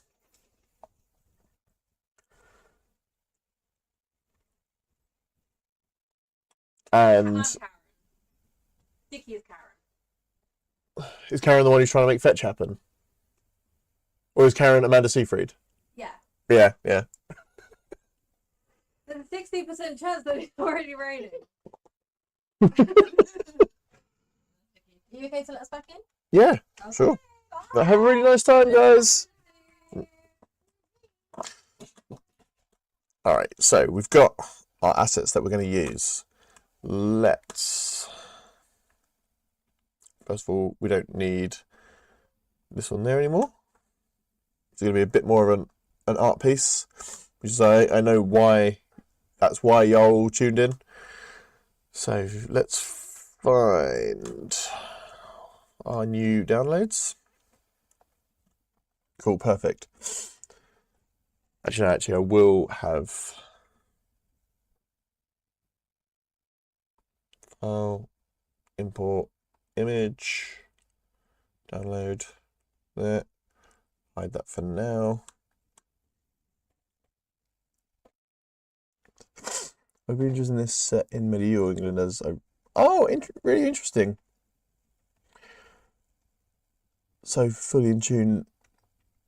Oh, okay, so with this campaign where it's set in Tudor England, we did do a Christmas special or a Yuletide extravaganza, which was set in like 1,000 years before. So during the Dark Ages, and it was alluded to the fact that it was while King Arthur was on the throne. So you'd be more interested in it being on the medieval side of things.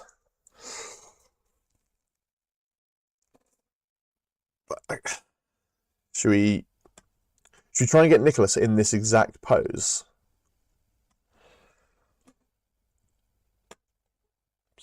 Let's open Hero Forge. First of all, let's get rid of his halberd. Where he's going, he won't need halberds.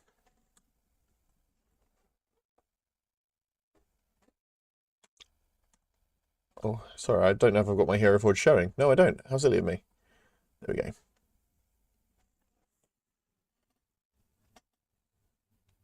So...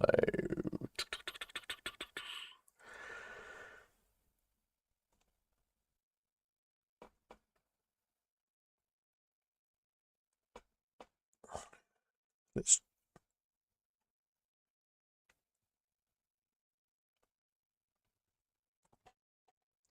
So I'm just going to try and get him in the exact same position that Lindsay Lohan has stood in.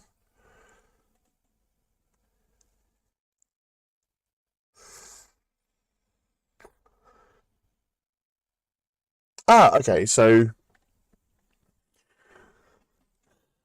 I suppose a lot of the medieval traditions were still around during Tudor England. It wasn't really until the Victorian era. Sorry, this is me going full history nerd. Um,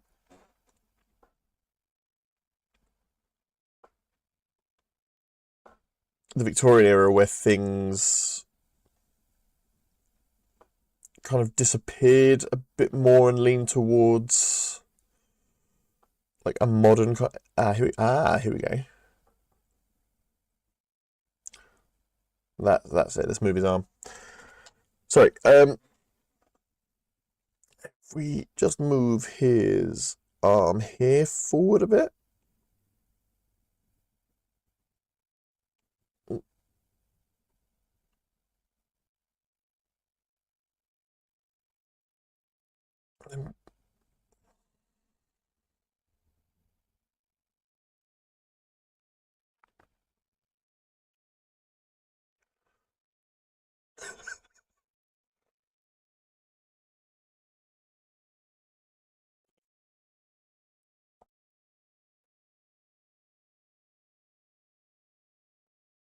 Now you need to be looking up a little bit more as well.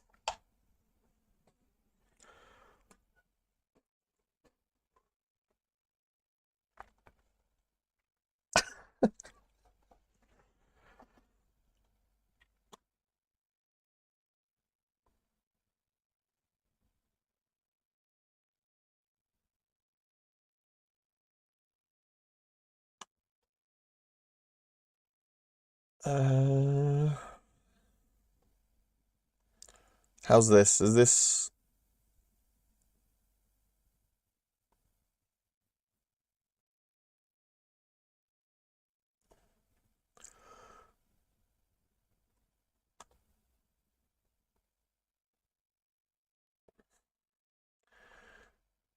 And so if it's like that...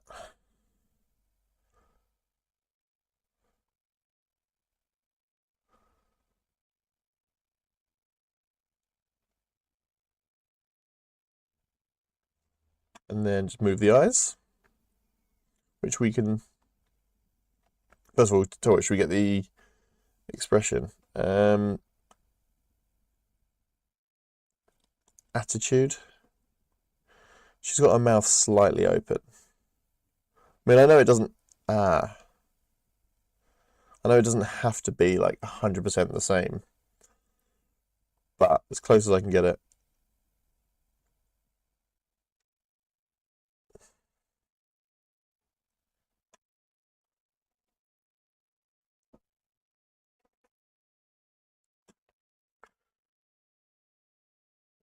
Yeah. You have two PhDs, one in history and one in philosophy. Oh wow, that's really interesting. The gods on the side. In my free time, I also love Egyptian and British history. Oh, so is this the... So every other Sunday we stream our game, which obviously is based on British folklore. So having you there, obviously everyone is welcome, and every time we get something wrong, like it's always nice to have someone just correct us on our mistakes. So, what are we thinking of Nicholas's pose right now? Is he looking enough like Lindsay Lohan? This time, to my history GCSE. Well, thing is, a pass is a pass. My history GCSE, I remember, it's one of those things I didn't get into it until I was much older.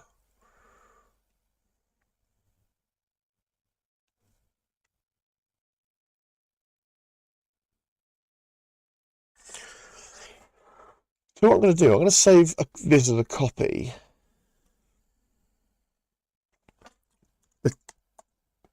Because I think we might need to have Nicholas with his hair down. Do you stream your games? Like, 'cause obviously if the time works out, we can always raid you or...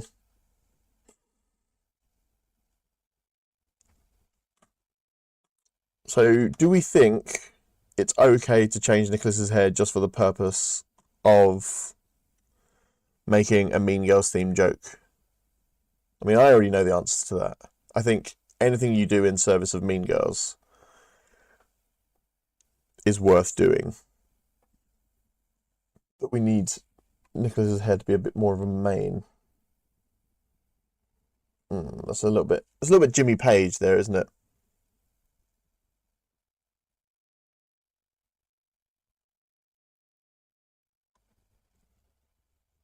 Mm.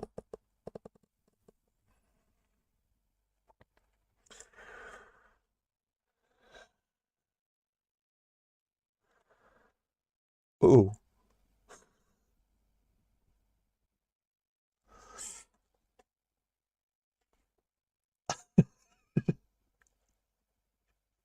Okay, yeah. I think so. I just use a mini PC that does pretty much everything I need it to.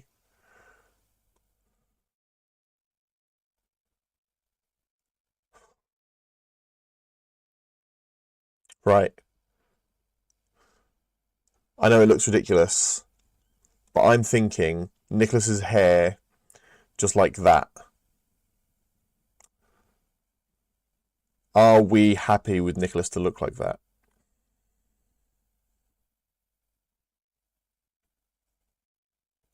You know what? I'm gonna make an executive decision here, and I'm gonna.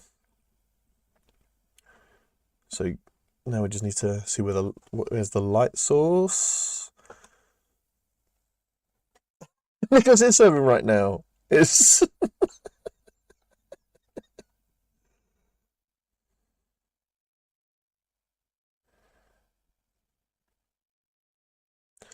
and bring the light source a little bit higher. So this is the really cool thing that you can do with Hero Forge now, which is you can adjust the light source in such a way that it makes photoshopping reduce the intensity a little bit. No, actually, more intense. You can adjust the light source in such a way that it makes this kind of silly edit so much easier.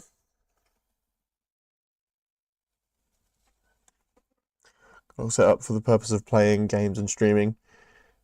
Did about 5 streams and then gave up. Oh, how comes you gave up?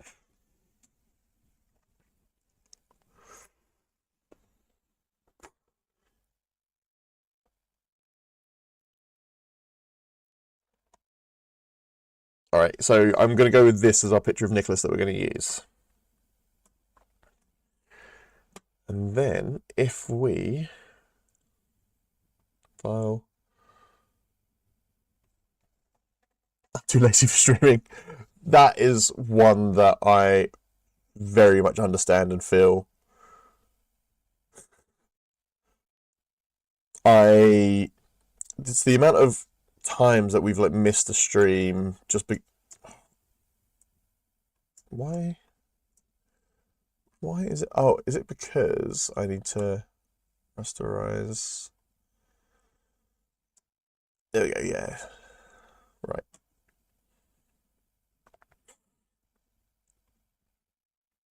Yeah, the amount of streams we've missed, but just because it is such a thing, and it's also like that weird thing. The thing I struggled with when it came to like sort of first doing it.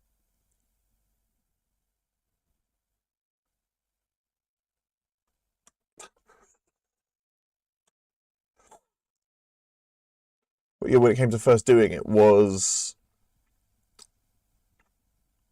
maybe we can make him a little bit smaller. It was like being like on camera and being seen the whole time.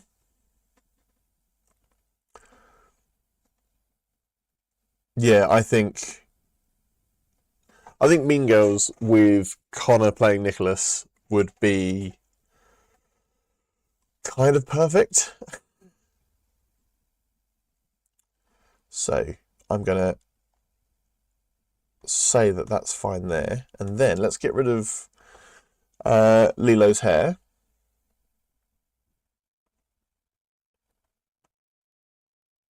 As best I can. So let's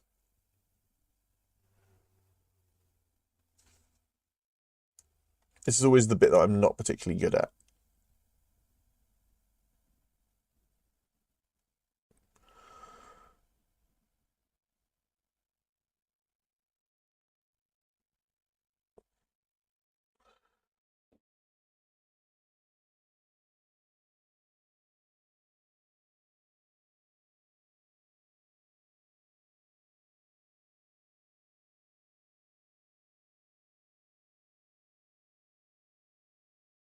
Get a little bit more delicate here.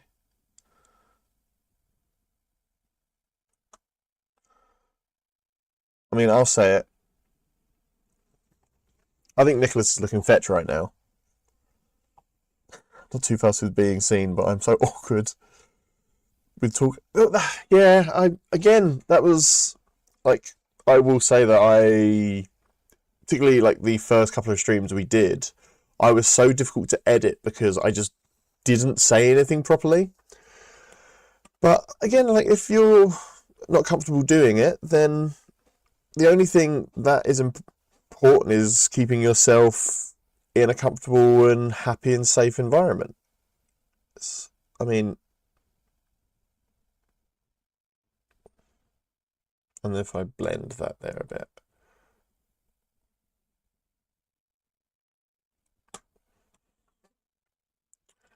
Actually,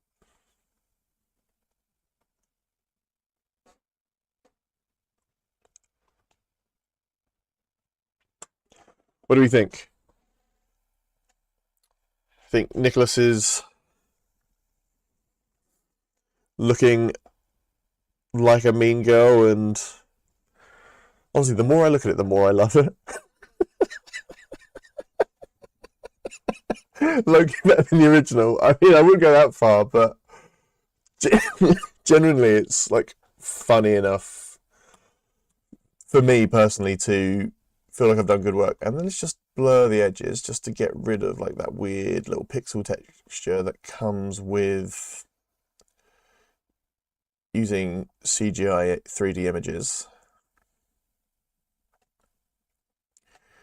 So it can blend right in.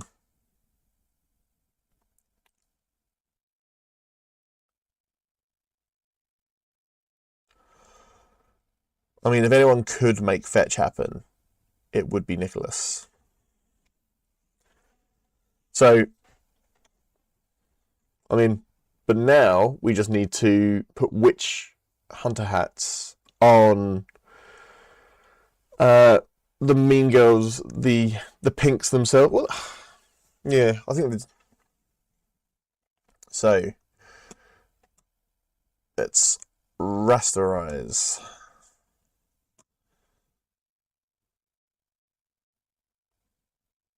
Move that over here. Let's get rid of that white so we can. Okay, select. That's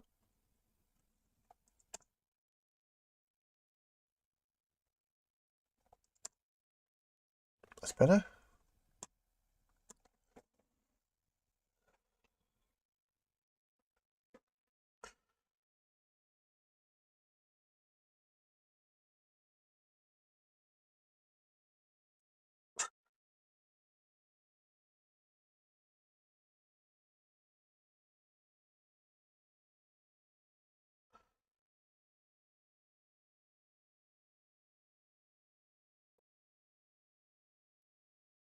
Well, that's far too high up in her head.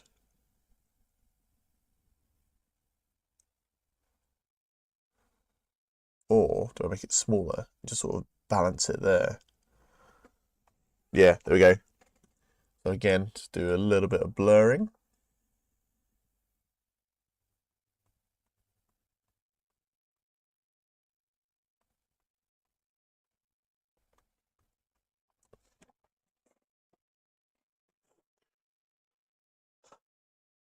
I think this is it, guys. I think I've peaked. I think this is now my magnum opus. Duplicate layer. Let's give Regina her hat.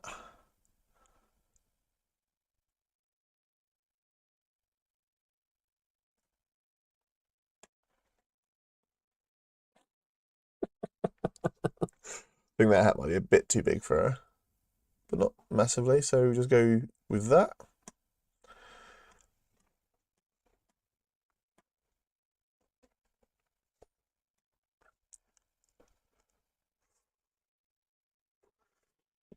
I think the thing that I'm still like struggling to accept is that this is my job now.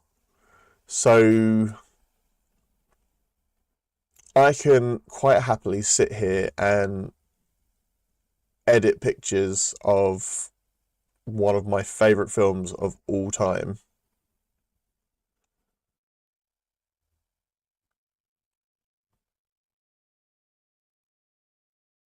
And know that this is 100% not me wasting time, it's me doing my job as my job was intended. Okay, but don't worry, I am aware that a part of that hat is cutting off Rachel McAdams' face.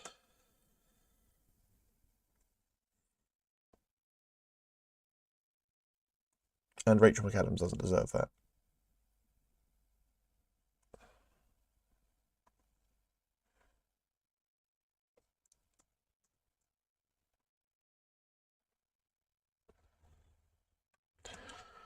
And if we blur it, remember blurring hides all sins.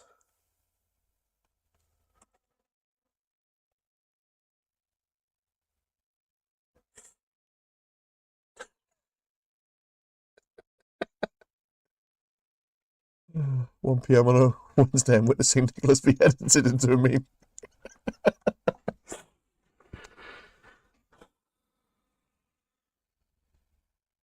I think, honestly, I'm never going to do anything with this stream that is as good as this. And I'm going to say, I think we're done. I think Nicholas would love it. I think Lindsay Lohan would approve. So we can export that. Let's do it as a JPEG.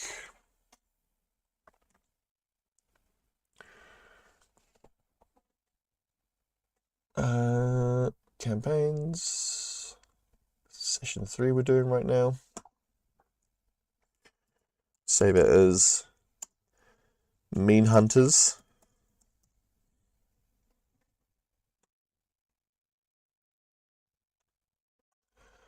1920 by 1080p. Lovely, perfect.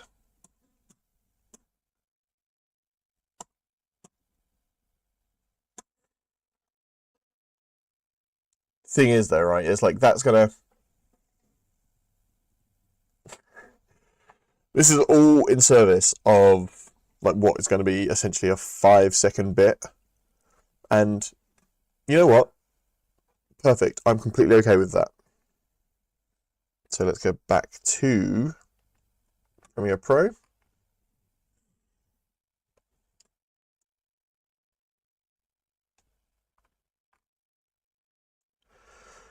I've done that thing again.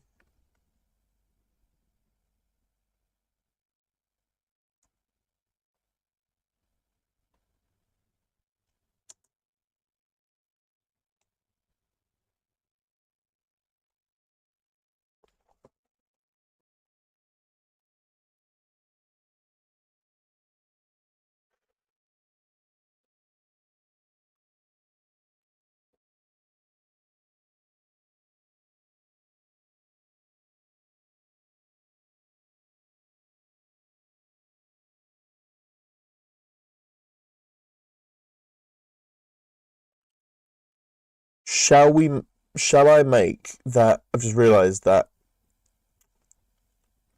Nicholas Mean Girls poster into an emote that we can use whenever Nicholas does something which goes directly against the witch hunt, because he does that quite a lot. I think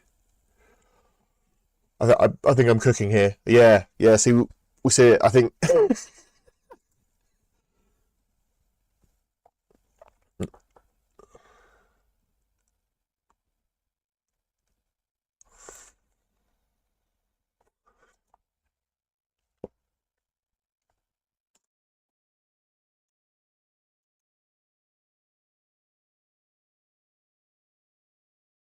All right, and so here, when he says mean, is where I'm going to drop the picture in. But what I'm going to do is have it, but like very zoomed in on Nicholas. And after we talk about him describing the witch hunters as being mean, we can do a quick zoom out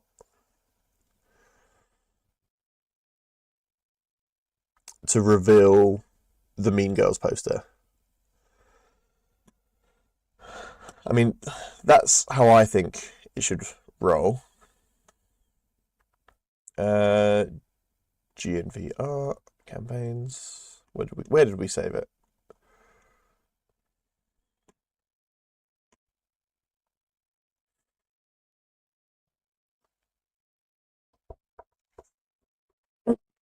Excuse me, there's someone at the door. Hello. It's so cold. Oh, is it all cold? It's like the wind is so cold. All the bones in my face hurt. My ears hurt so much. Even Ash was saying, no, too cold, go home. Oh, okay, well, that was really good self-regulation, buddy. Feel my ear. That's very cold. Would it make you feel better to see maybe the best oh, thank you. The best edit I've ever done in my life. Uh-huh. Love it.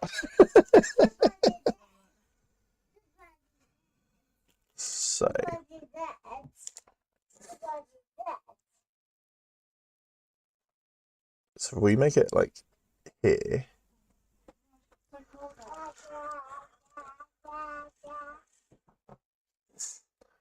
And then if we zoom in on Nicholas.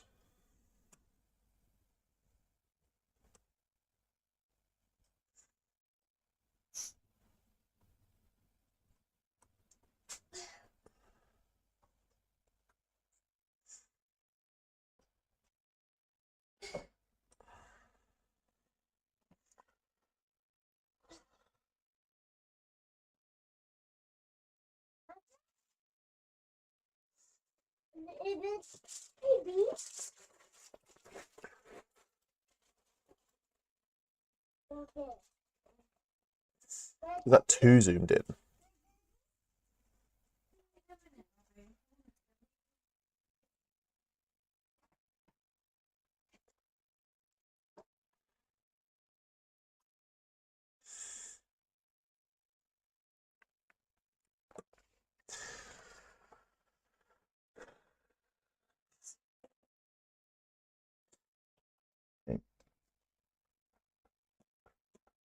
Effects, let's just do a quick, and we'll dissolve into that.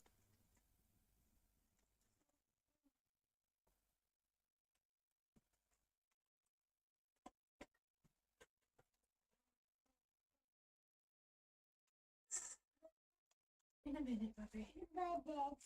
Okay. In a minute. In a minute.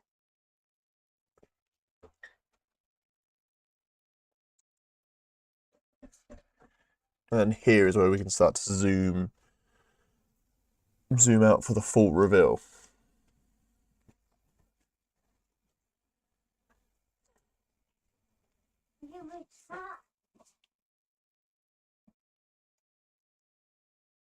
And there, that's when, from that point is when we need to go to the full reveal.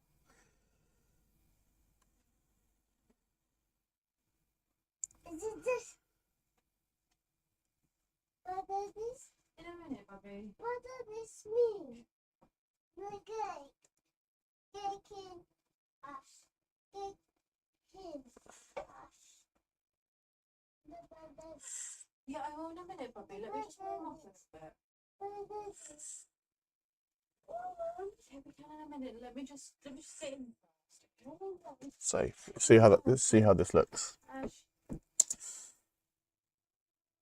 can you sit down and have your crisps? Ash, please don't fall me over.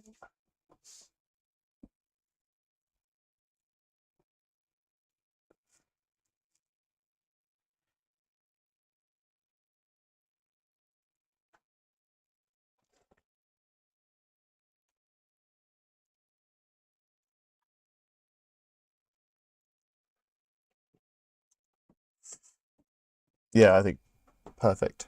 That That is absolute art right there.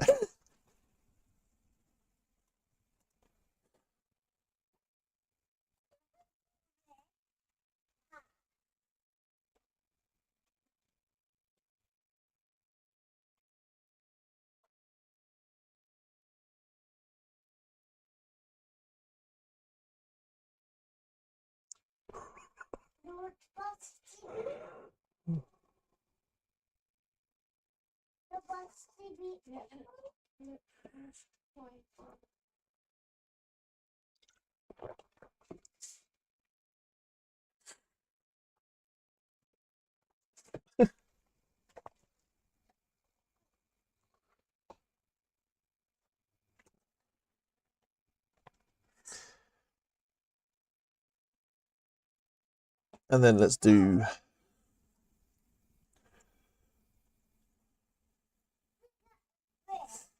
and here let's zoom in on the hot take.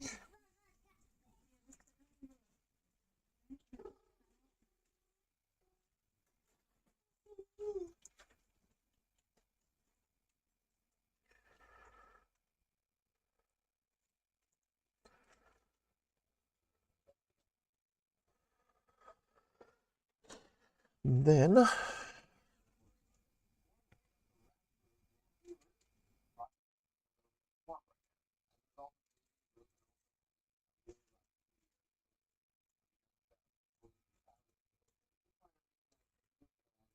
should we use the foreshadowing one? Where is the foreshadowing? Perfect.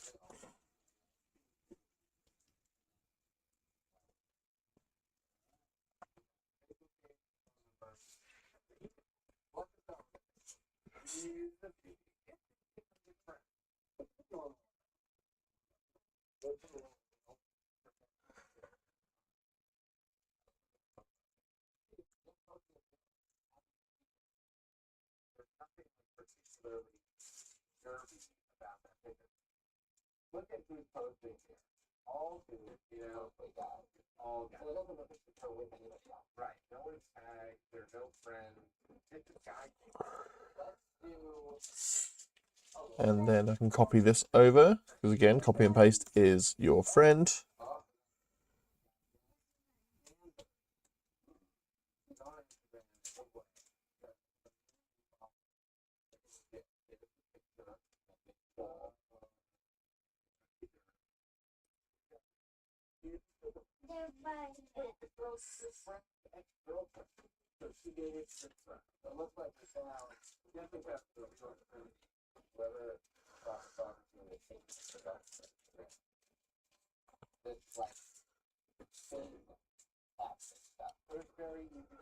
Okay, and then if we copy where it says foreshadowing,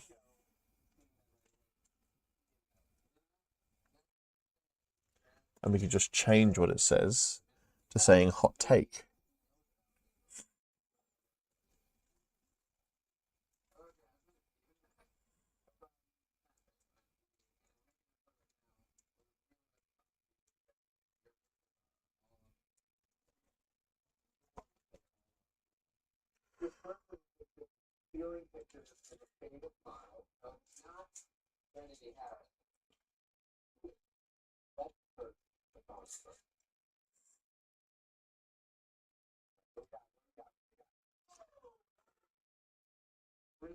And then if I get rid of this dissolve,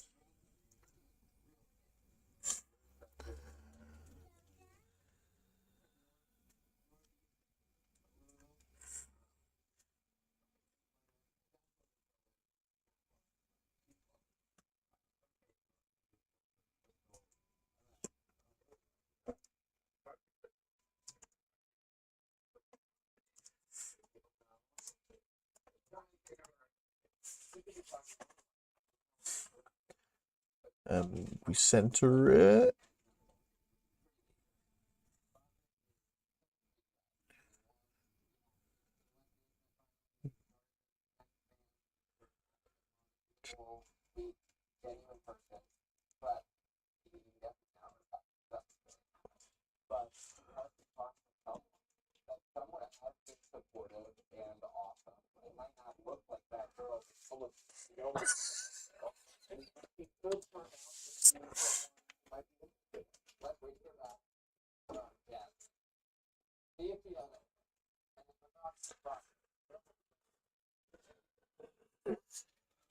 I'm going to save it just in case things crash. And it's coming up to lunchtime, so I will probably call the stream in a little while. I'll see if I can get to editing Dicky as well. And then the rest of it should be a little bit easier. It would really just be a case of watching it and seeing what the players say. And luckily, in this after that, the sections of the game are things that I typically have already made out assets for. But we'll always find out anyway. I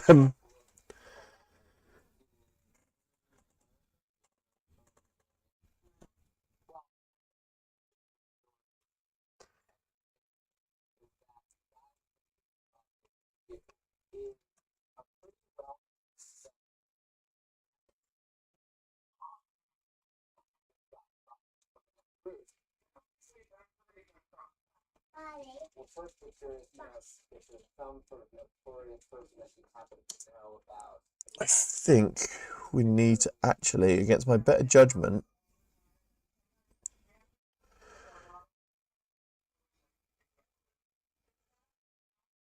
make that a bit shorter and make the hot take section a little bit longer. So it just flows a bit nicer.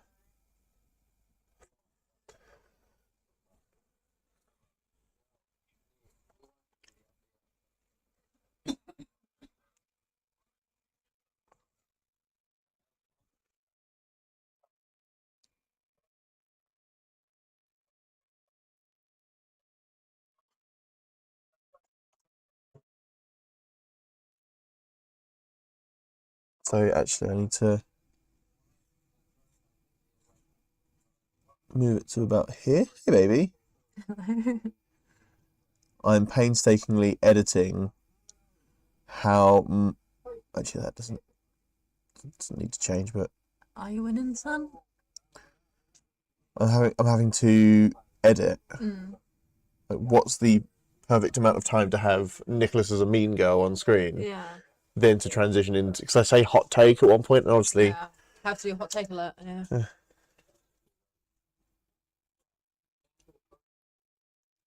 you want the headphones and get context? Yeah.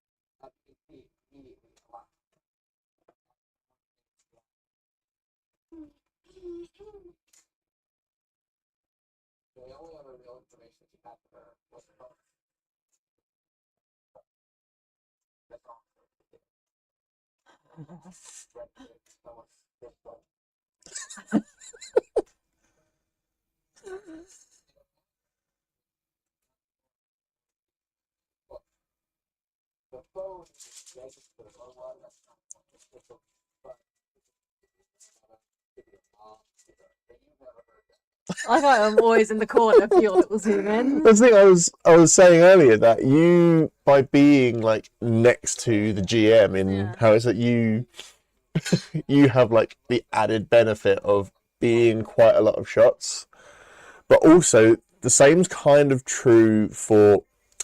So Ollie gets zoomed in on quite a lot because he's always saying something that's funny. Yeah. And where we zoom in on Connor a lot. Yeah. So it kind of works out that Kelly's in quite a lot of shots as well. Yeah. I also think that's my compensation for being with you 24 hours a day is I get a little bit more screen time. that's my payment. The hour I spend with you, I get an extra minute of screen time. It's a lot of hours. A lot of screen time. You're welcome. You're welcome.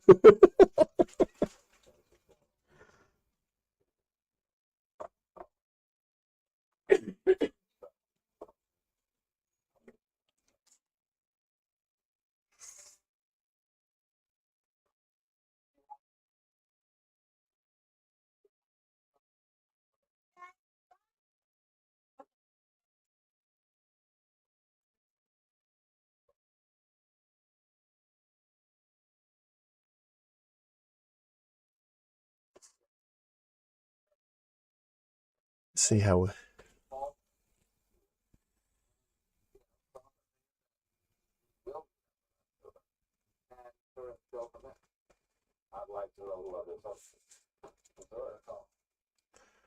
If we cut here to Connor, but we just need to see how long this cut needs to be.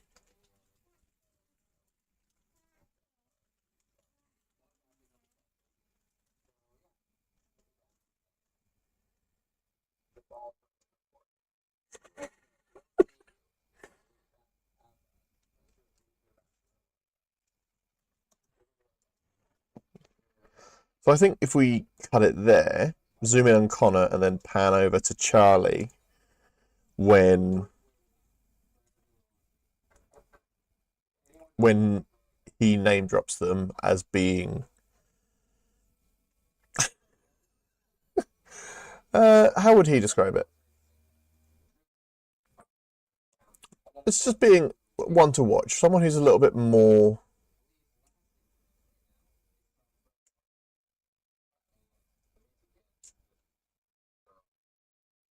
If I zoom into him here,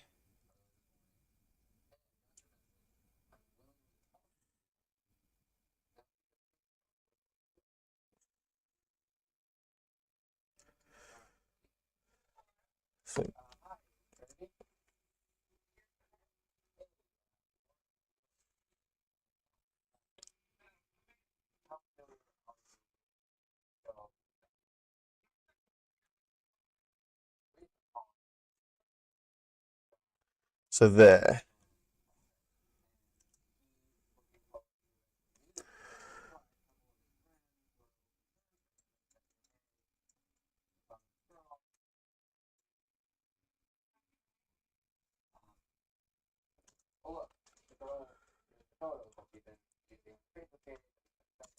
There. Okay, so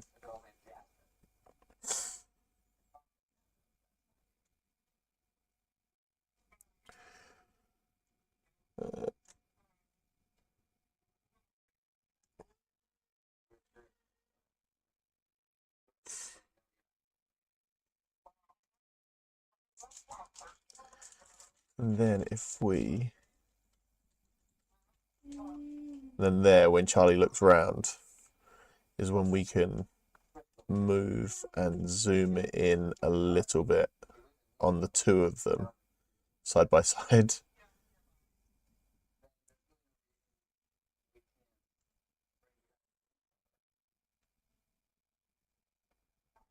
That should be quite a quick and nice transition.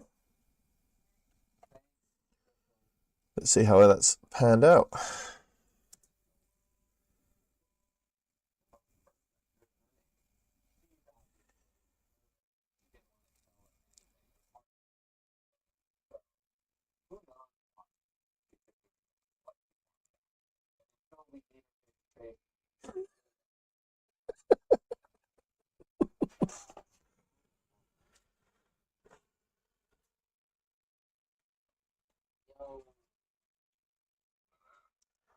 And then actually, let's keep them zoomed in until I come in and say the word unhinged.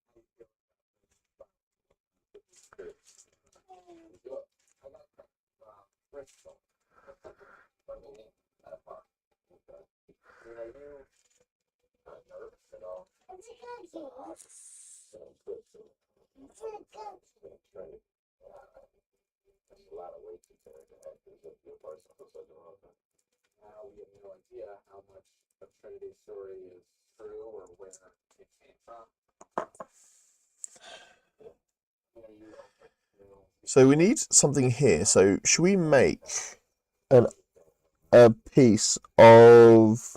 We could probably just use Hero Forge for this, but of Nicholas looking suspicious at his fellow party members, and Alaris and Violet minding their own business, but just being themselves, and then Dickie doing something completely unhinged. So let's go back to Hero Forge. So I'm using like my tablet for Hero Forge, and it's kind of perfect because it means I can every now and then go like touch screen. So let's go back to the original Nicholas. One where his hair's tied back up and he's not looking cunty as all hell. Can I say that one? Yeah, that's fine.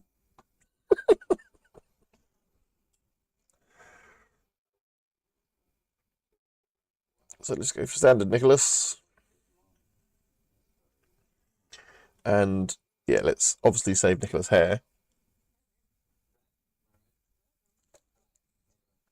Whoa. Forgot how foreboding he can be.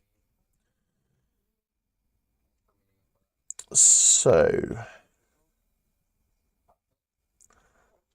let's put them in a scene.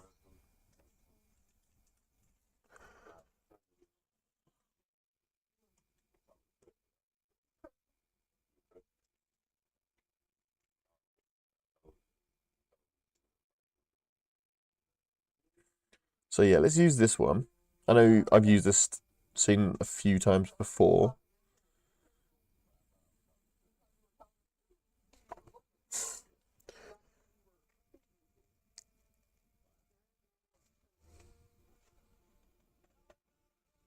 And then let's change his pose.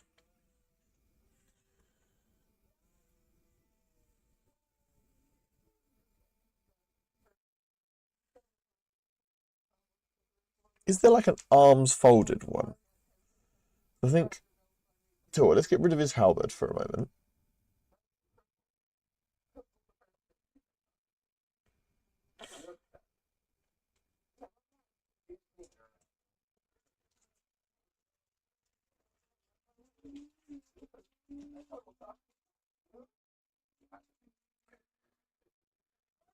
Yeah, so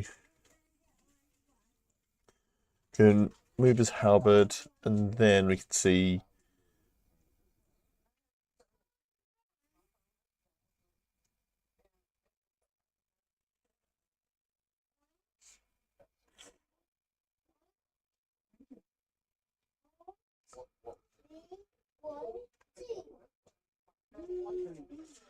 See if there's any poses that I think.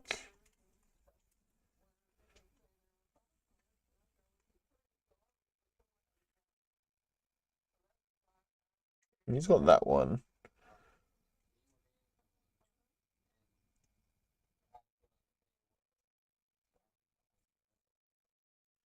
Let's go with this one. But if we move his hand up to his chin.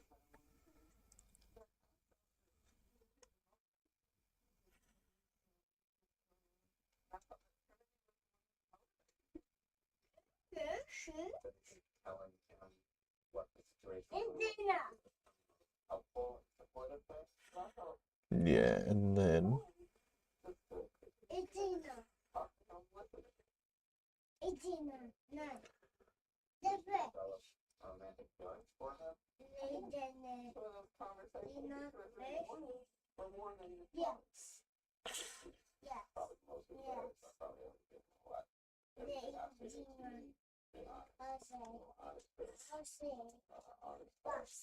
Oh, that's much further away than I actually thought it was. Like that, and yeah, perfect. Then we see if we can give him like a thinking kind of position with his hand. Yeah, there we go.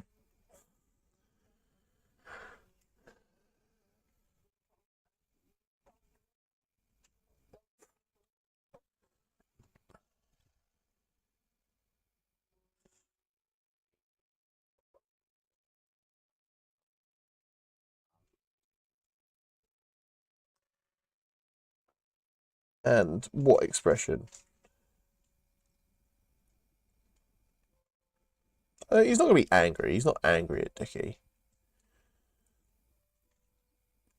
Definitely confused.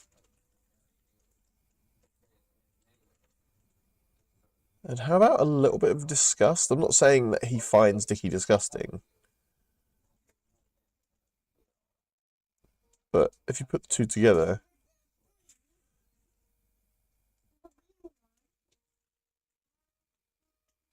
Yeah, perfect.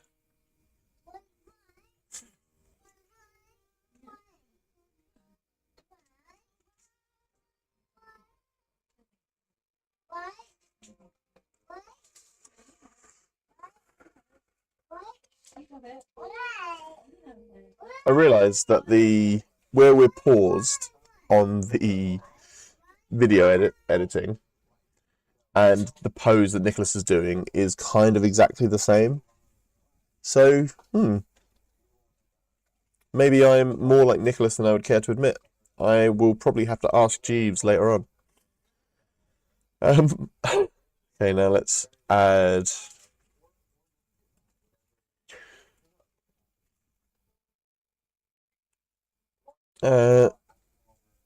into that's the thing. Maybe it's the thing is like I can't help but edit things in things that are familiar to me. It's like, okay, well, if he's confused, he's going to put his hand in his beard, which is something that I do. But yeah, let's go with... We should do Alaris. No, Alaris would probably be foraging. Or something like that. So... Yep, let's save changes there.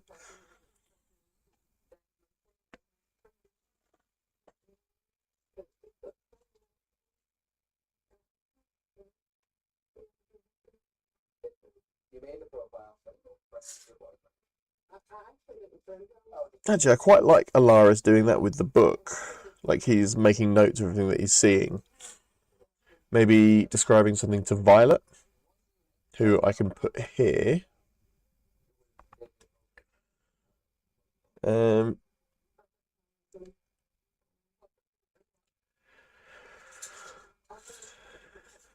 So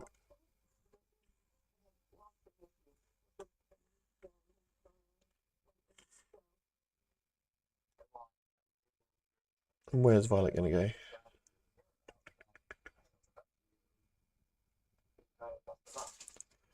Let's move her a bit.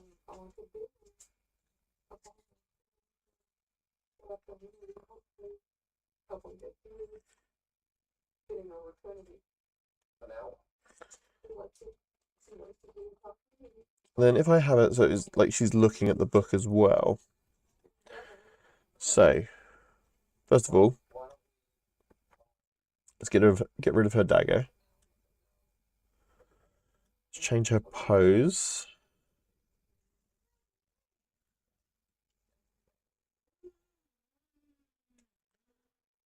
Standing minding her own business. Like that. Let me just tilt her head slightly. So maybe a bit more ladylike. There we go. Just because Lady Violet is very much a noble woman.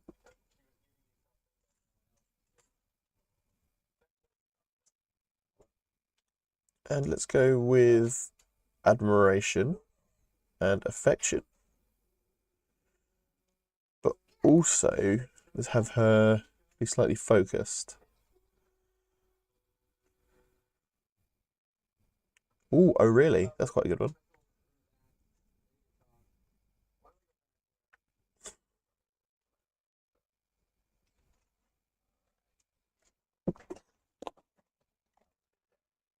Then we can just tilt her head. This is where it's a bit tricky because I don't have the other picture of Lady Violet as a reference point. Well, why has she got her head down like that? Yeah, let's go there. And let's see how that looks.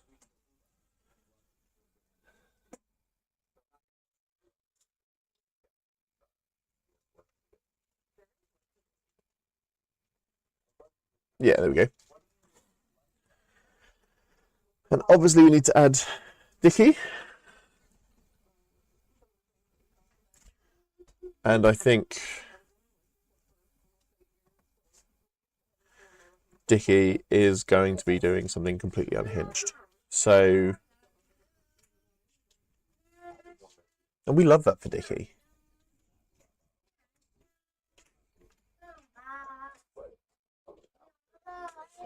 So first of all, Dickie's going to go here. Let's just get rid of Dickie's gear. And we can jump straight into poses.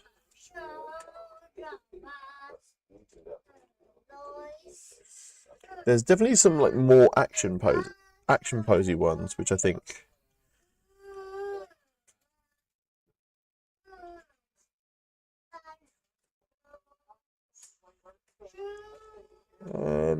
that one's quite good.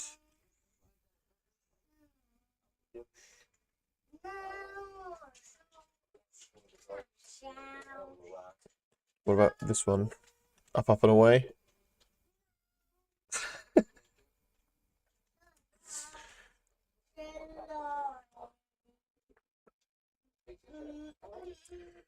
And then we have like the widest smile on Dickie's face.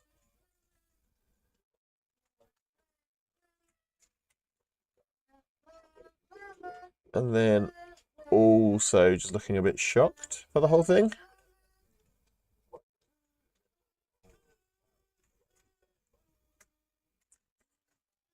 And let's twist.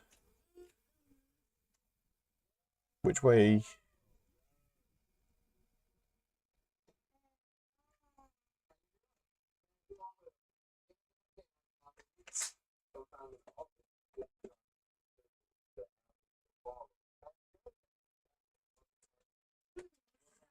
And then let's open their hands up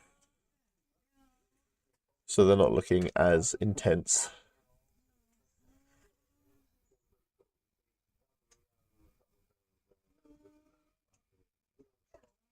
Pointing at something, being very excited. Actually, I'm going to get rid of the shock. Let's go with a smirk. There we go.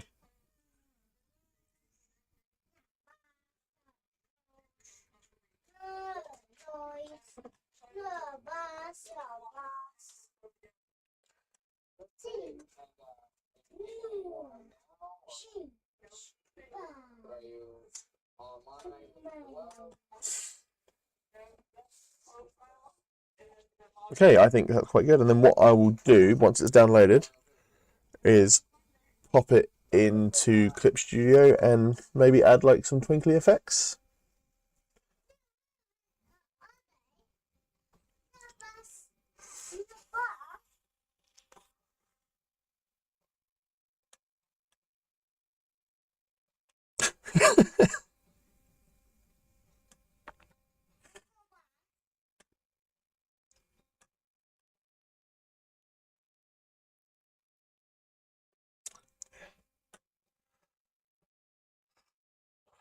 Da, da, da.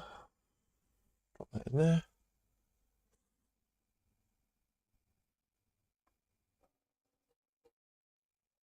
Okay, so let's add a layer so I can put some effects on. And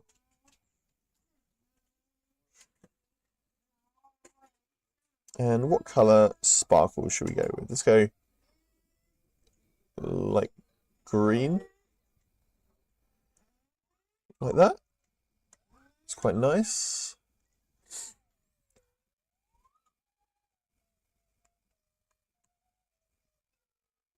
And let's go for a orange glitter effect, just to accent everything.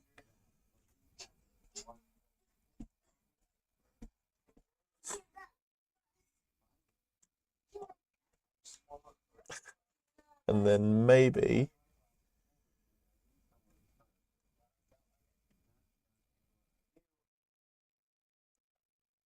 I wonder if we can do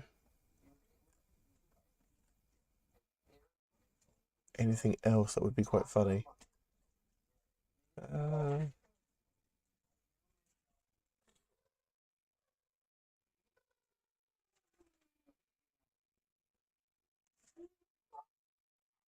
We'll just do a little bit of blue. And let's throw in some white as well. We're just a little bit smaller, just on top of where these ones are.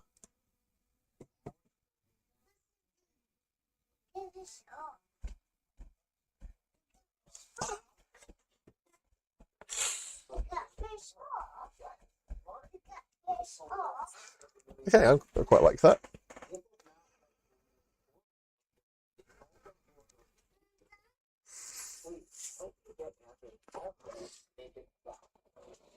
Actually, that works out quite well because it looks like Alaris and Violet are having quite a normal conversation about something that Alaris has found, and Dickie is off doing Dickie stuff.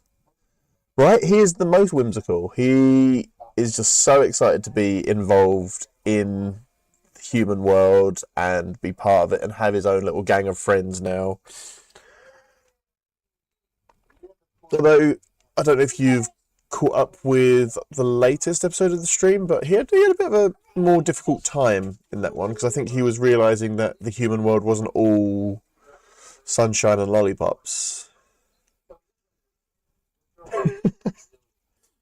But even if he did struggle, he was happy to be there with his friends and be motivated to do the right thing even more.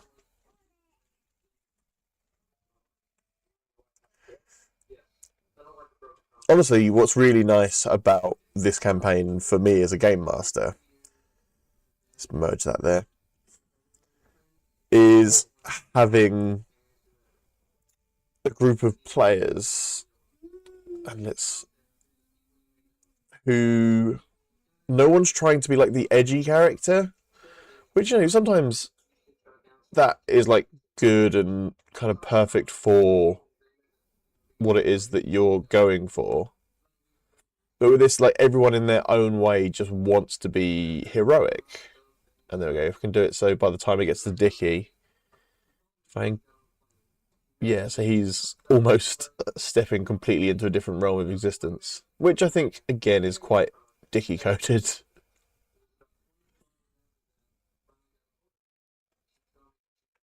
Okay.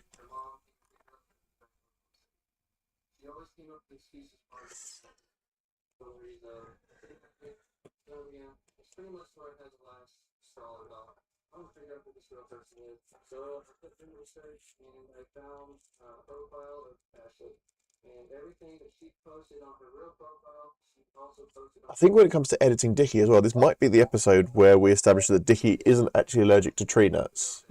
How dare you? He ate an unpeeled conker, but we'll find out soon. So I'm quite happy with this. I'm gonna export this,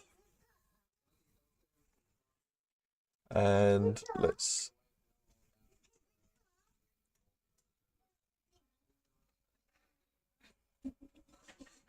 I'll name it Suspicion. If I can spell suspicion. The thing is that I don't need to spell everything correctly because no one else can see it apart from me.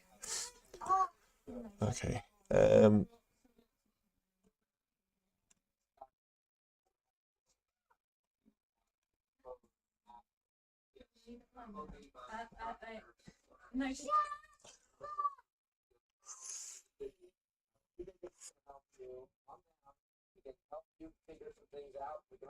Let's go back to Premiere Pro.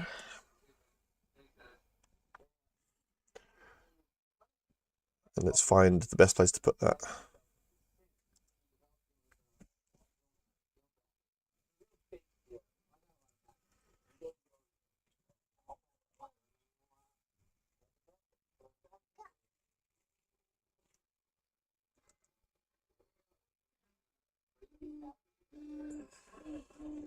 Okay, so my computer's starting to bug out. So what I'll probably do is get this picture in there, and then I will go have a rest, and I'll let you go have your sleep,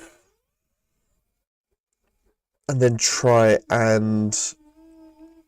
then I'll probably try and come back a little bit later today. But that is for future Matt. And in the meantime, let's get this. See if I can get this picture in without my computer breaking. Because this computer's normally pretty good for what I need it for, but every now and then it will just bug out slightly.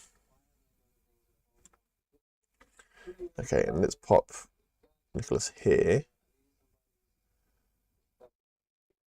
to there. And I think if we're zoomed in a bit more on Nicholas while he's just watching everyone, and then I can again slowly pan out to reveal Dickie.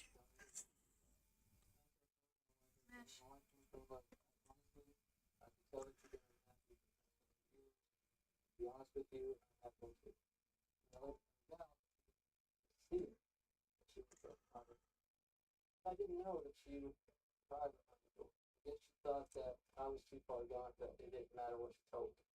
So anyway, it's been a few months, and me and my wife continuing to stage for each other, at which point things Sarah are progressing to the point where And then let's put the dissolve on it just here.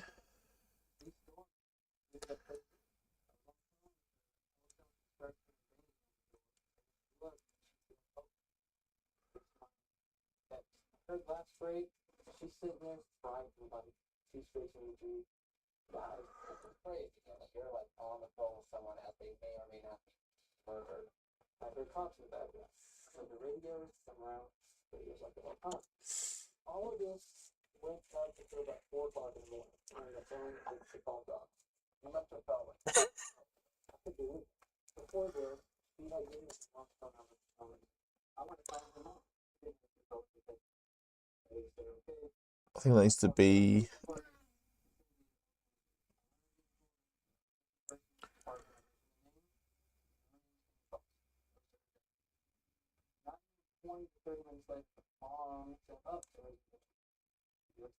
Let's move that and let's see.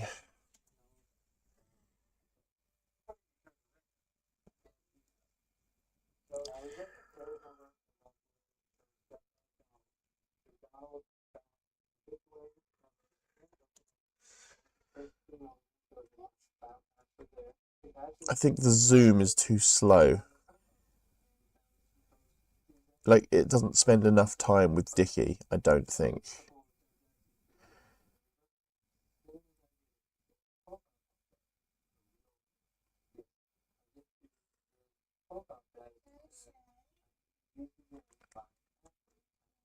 Well, let's move. It's back to about here.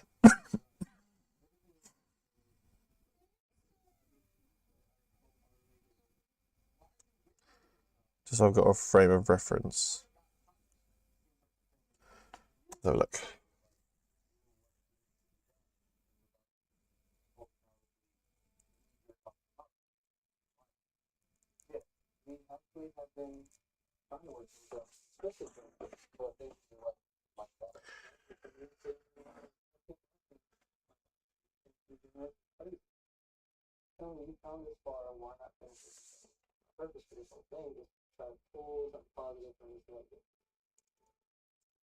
What do you have to show us? See you pictures of the pictures? This is a current accident profile. Okay, so here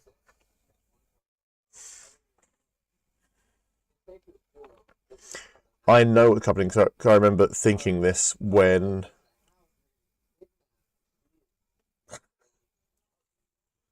Oh yeah, I remember thinking this.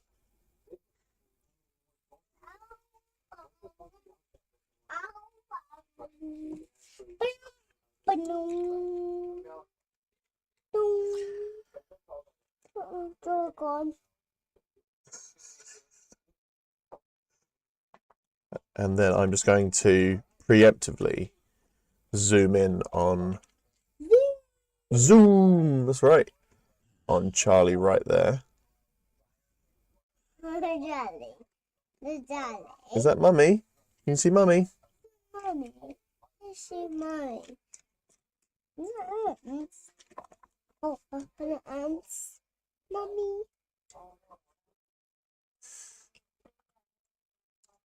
So let's see how that looks. The what? The what? The go wet. The eyes. Oh my god. Amazing. And I think I'm going to save that. Says that. Right, you wanna come with me to say goodbye to everyone? And what I'm going to do is I'll end the stream there, and I will plan on coming back on a little bit later on this evening. I'll get my boring admin stuff done in between as well. But honestly, thank you guys all for watching and for keeping me company while I do this. Video editing can be super painstaking. And just having you guys here to talk to, it was absolutely fantastic. But no, so until next time, if you want to keep on top, like I know you, Coke Zero, for example, I know you have your notifications on, as you mentioned it a couple of times, which is fantastic. So obviously, I'll put out messages on Instagram and Blue Sky when I go live as well, but feel free to follow and check in whenever you can. Right, thank you so much. Ash, should we say bye-bye? Say bye-bye. Bye.